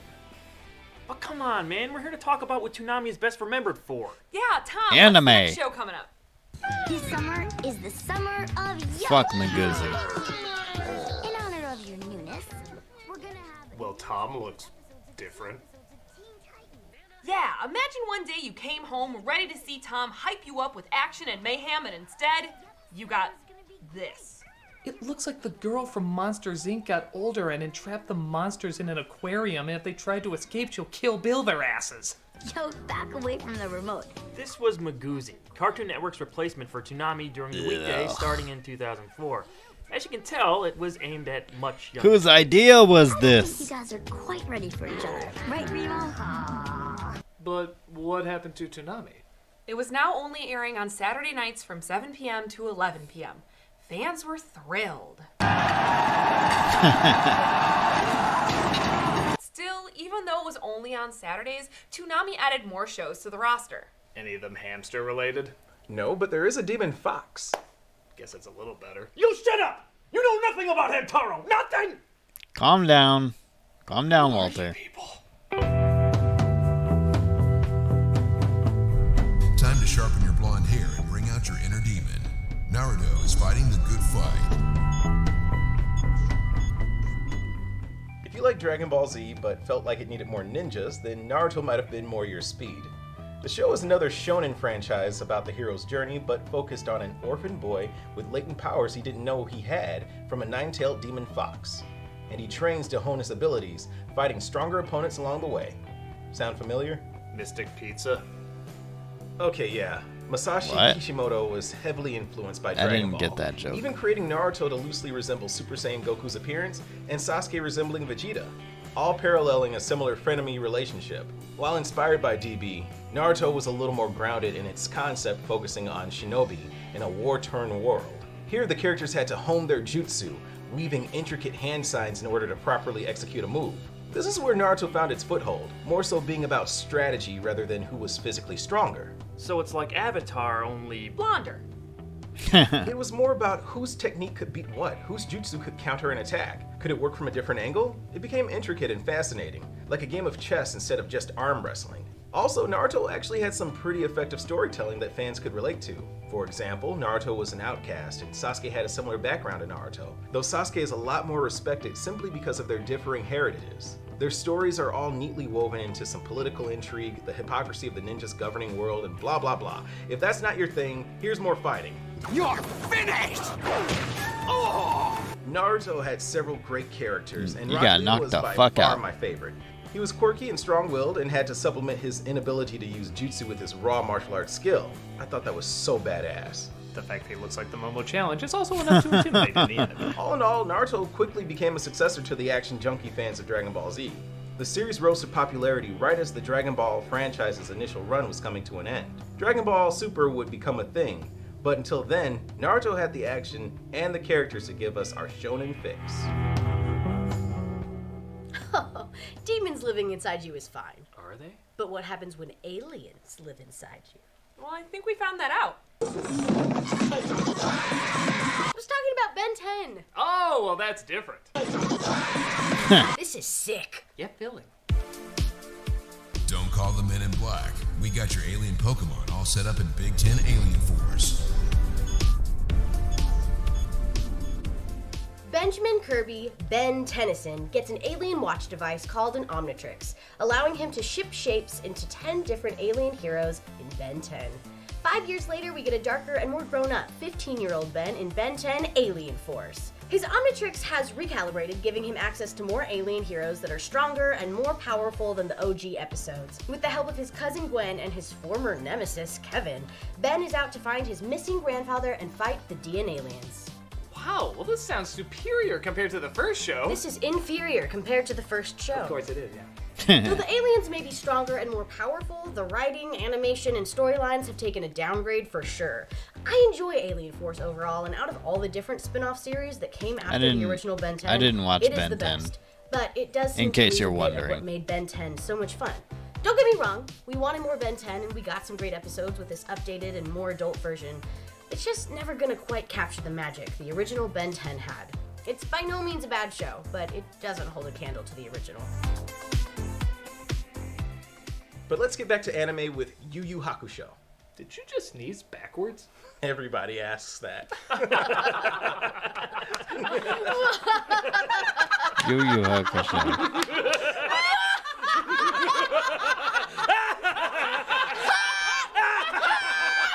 What the fuck is going on? Okay, I'm gonna mute that until it passes. That was starting to get annoying. Yu Yu Hakusho, it can save your life. Okay. Created by Oshihiro Togashi, this was a very unique series in of itself. The story starts with a delinquent high school student, Yusuke Urameshi. Our main character ends up dying right at the beginning of his story, trying to save a child's life from an oncoming car. Short series. I've seen shorter. From here, Too he's soon. granted abilities by the powers that be in the afterlife to stop heinous crimes from demons and spirits trying to take over the mortal world. Yusuke becomes what is called a spirit detective, solving crimes the authorities couldn't. It was like Men in Black, but with ghosts and the occult. So more like Ghostbusters meets Chinatown. Only less incesty. Yeah, Ghostbusters had a lot of that. While the concept was another I monster wouldn't movie know. scenario, it had a unique film noir edge to its I wanna approach. see this. The series saw some decent success in I the haven't early seen this 2000s, yet. I getting wanna a see primetime this. spot on Toonami's block. It was an I wanna interesting see idea this anime. executed uniquely with a great style and characters to keep us interested until the end. It did start to lose its unique touch, trying to mimic the explosive styles of other anime action series, but thankfully ended on a more grounded note, with Yusuke coming to terms with his heritage and finding a new family in the friends he's made. Spoilers! Yeah, family and friends are to be valued. I did not know that. It loses its roots once or twice, but it gets back on track near the end. Oh, let's talk about the Batman. Which one? The TV show. Which one? The animated one. Which one? The one that's just okay. Which one? Which one? Okay, no. No, stop. Stop. What are we doing? What? Just what? That was getting annoying. Another Batman in the Belfry, but this one contains the word "the" in front of it. The Batman tries to change things up, for better or worse. Simply put, this is another passable animated Batman show. Have we seen it before? More or less. Does it? You know what I've noticed? This is more cartoon oriented more than anime, because they're talking. It feels like they're talking more about cartoons than anime. I mean, that makes sense because Nostalgia Critic is. I don't think he's a quote unquote anime fan. Bring anything extremely new to the table? The animation is cool, and seeing a younger Batman meet his villains for the first time is fun, but But hey, it's Toonami. Let's still watch. Let's continue watching this. not really. Is it still a good show that I recommend? I'll bet, yeah! Sure, this series borrows a lot from what we've seen before. The character arcs are all mostly the same, with some slight variations, mostly due to other DC shows running at the same time. We do get a large assortment of classic Batman villains, which is Hell yeah, Poison and overall Ivy. a solidly designed show. What is interesting is that Robin doesn't appear until season 4, because he was in Teen Titans, which was running until the Batman started its 4th season. We get instead Batgirl as his sidekick up until then. Other than that, the characters that we know and love are all there. We only get 2 series original characters that aren't seen in other adaptations, Chief Angel Rojas and Detective Ellen Yin. Bullshit original, that's Elisa Maza! Oh, come on, that's... Scary how much they look alike? Well, maybe they're They sisters. do look I alike. think she's Asian. I think you should shut up. The Batman doesn't take as many chances as other Batman shows, but it doesn't do the exact same thing either. The characters do have a look that you can easily identify as being from this show, unlike the other Batman incarnations where they all look pretty similar. It's nothing groundbreaking, but it's just different enough to warrant a viewing. Yeah, but that show was what? 5 seasons? I want a show that goes on for so long it's like a tire fire no amount of water could possibly put out. One Piece. Also, why would you want that? It's the Energizer Bunny of anime. One Piece definitely knows how to keep going and going and Going and going and going. One Piece. If you like Dragon Ball but felt like it needed more pirates. Does everything have to come back to Dragon Ball? Yes! Kinda. Pilgrims in an unholy land. Okay, that's unfair to say, but Eiichiro Oda was also another manga creator heavily influenced by Akira Toriyama. One Piece is a treasure in of itself, garnering its own popularity to put itself in the same league as Dragon Ball and the like. It's the story of Luffy, an orphan boy with strange powers who wants to become the king of the pirates by becoming the strongest and finding the highly coveted treasure known as One Piece. His journey involves giants, sea monsters, and animal people, ghosts, ghouls, drag queens, and superpowered beings that utilize the various powers from a food called devil fruit. Sounds like if Monkey Island was a drama. Having swallowed a devil fruit himself, This is one the called soap Dum Dum opera fruit, of anime. That's similar to Hams. I will cut you if you make Hey, calm the fuck down, Jesus. I will cut your head, you by your tie, you son of a bitch! So it turns him Calm into a down, rubber boy. human, in the same vein as Damn. Mr. Fantastic from the Fantastic Four.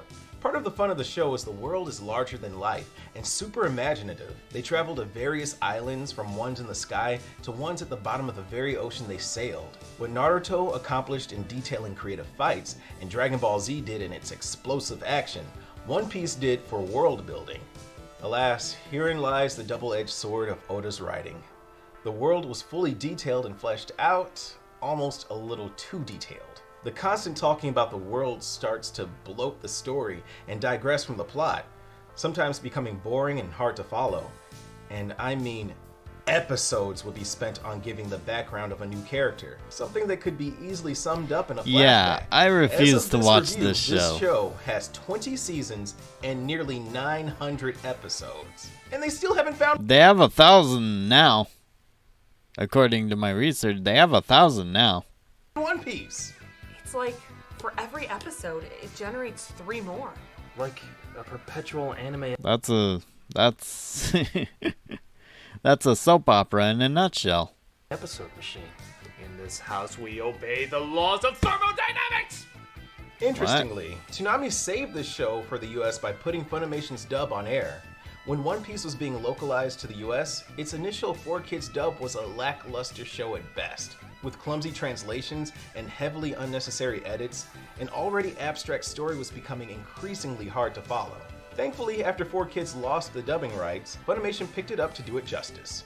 Just another anime Toonami helped out to keep going, even if it looks like there's no end in sight. Speaking of no end in It's sight, too do you remember long. Star Wars was going to end at some point? No one's ever really gone. The Force is strong with this one. So much so that many people like Star Wars The Clone Wars even more than the prequels. Talk about combining an insult and a compliment.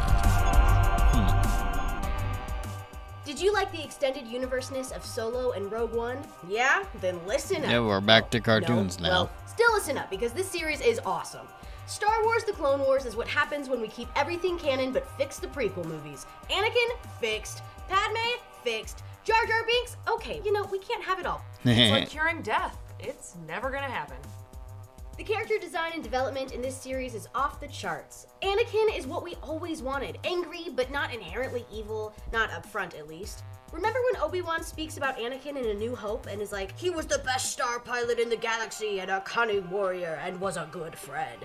Well, we actually see that character development in this show. Also, the series-specific characters like Ahsoka and Asajj Ventress are so killer, figuratively and literally. While The Clone Wars is an awesome CG series whose animation improves greatly as each season goes by, Just Clone Wars is a micro-series with hand-drawn animation and is just over 2 hours long. Even with that short runtime though, this micro-series is epic. The music, Okay, this the animation story, style the is action, actually the art better style, than the all CGI. incredible. Also, being directed by Genndy Tartakovsky, seriously, can this guy do any wrong? This is an even awesomer Samurai Jack with lightsabers. Yeah, an awesomer Samurai Jack with lightsabers. Made in between Star Wars episodes 2 and 3, this was made to bridge the gap of time. This for viewers, animation and in my style is opinion, actually really is better good. than all the prequels combined. So, yeah, if the Star Wars movies aren't doing it for you anymore, don't think that they're your last hope, for there is another.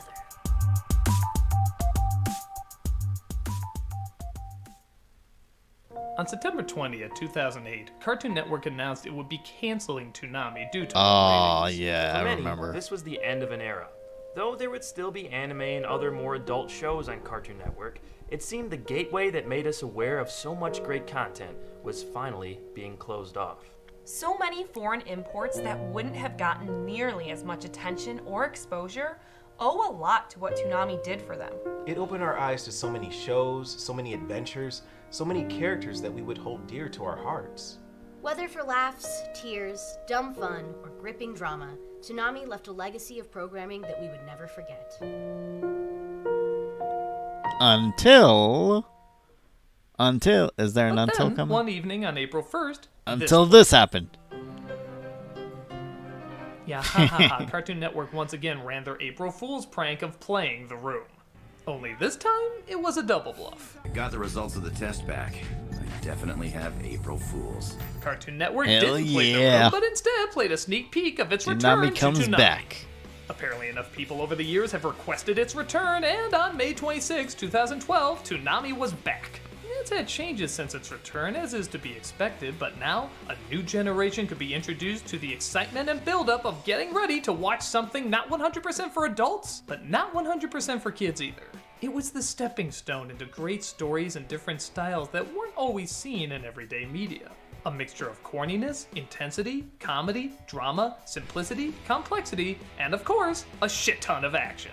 Toonami Hell gave yeah. just the right amount of edge that whether introducing us to something old or something new, it always And gave this us time it's something all new. anime. It's not. And It's like tons of young barely people any out there cartoons. Like couldn't have been. the only cartoons I've seen on Toonami, like during the 2010s, the only cartoons I've seen was Samurai Jack season 5 and Primal. Both are good shows. Oh yeah, also the Harley Quinn series. They also played that at one point, which is also a good series. I recommend watching it. Thanks for watching, Toonami Faithful. And remember, if you want a really cool channel, go over to Epic Voice Guy's page. He's so funny and handsome and Yeah, of course, Channel Awesome would hire this guy. So, Critic, it sounds like you finally came around on Toonami. Yeah, you know, at first I didn't get it, but after hearing you all talk about it, I finally realized the impact that it actually had. Come on. Let's watch one more.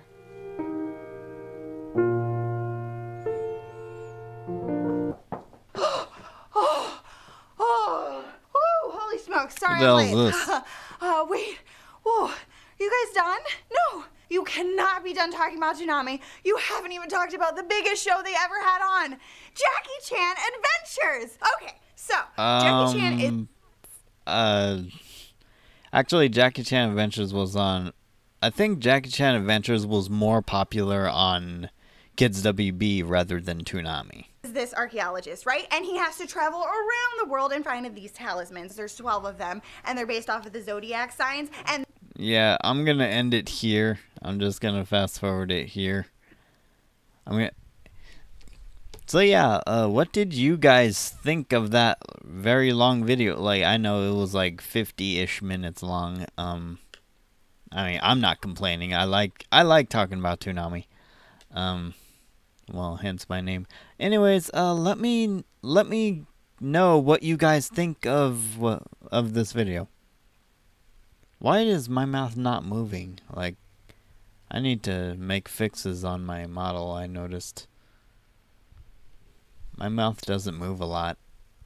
Yeah. Okay, anyways, back to the chat. That is our last video for today. Did you guys enjoy the stream?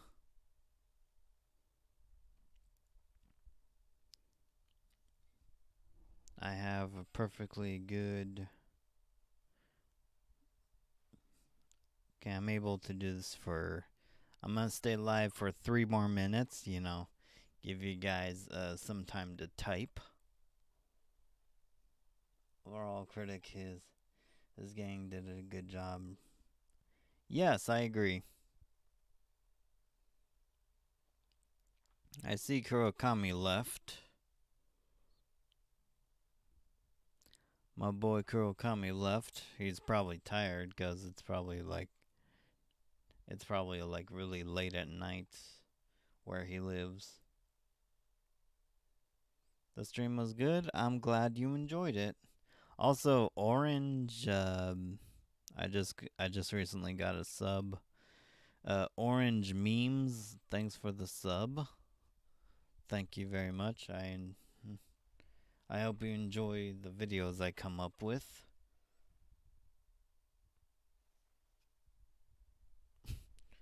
Ugh.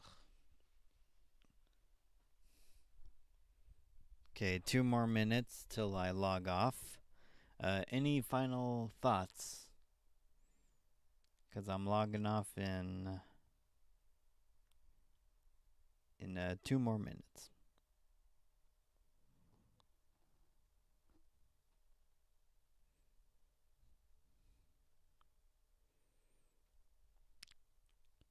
Looks like Nathan's been doing all the typing. Doing most of the typing. Chris Harbov. One could say cartoons are animated.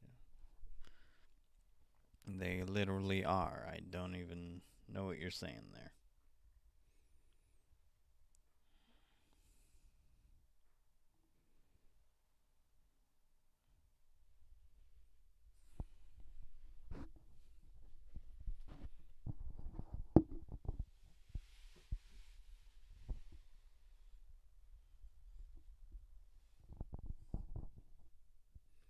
Ugh. Yeah, I'm just... Okay, no one else is typing, so... And I still got 1 more minute.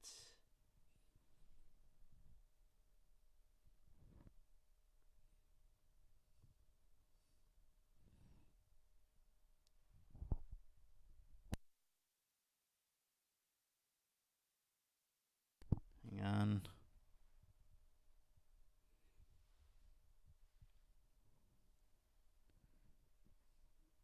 Any final thoughts? You got 30 seconds.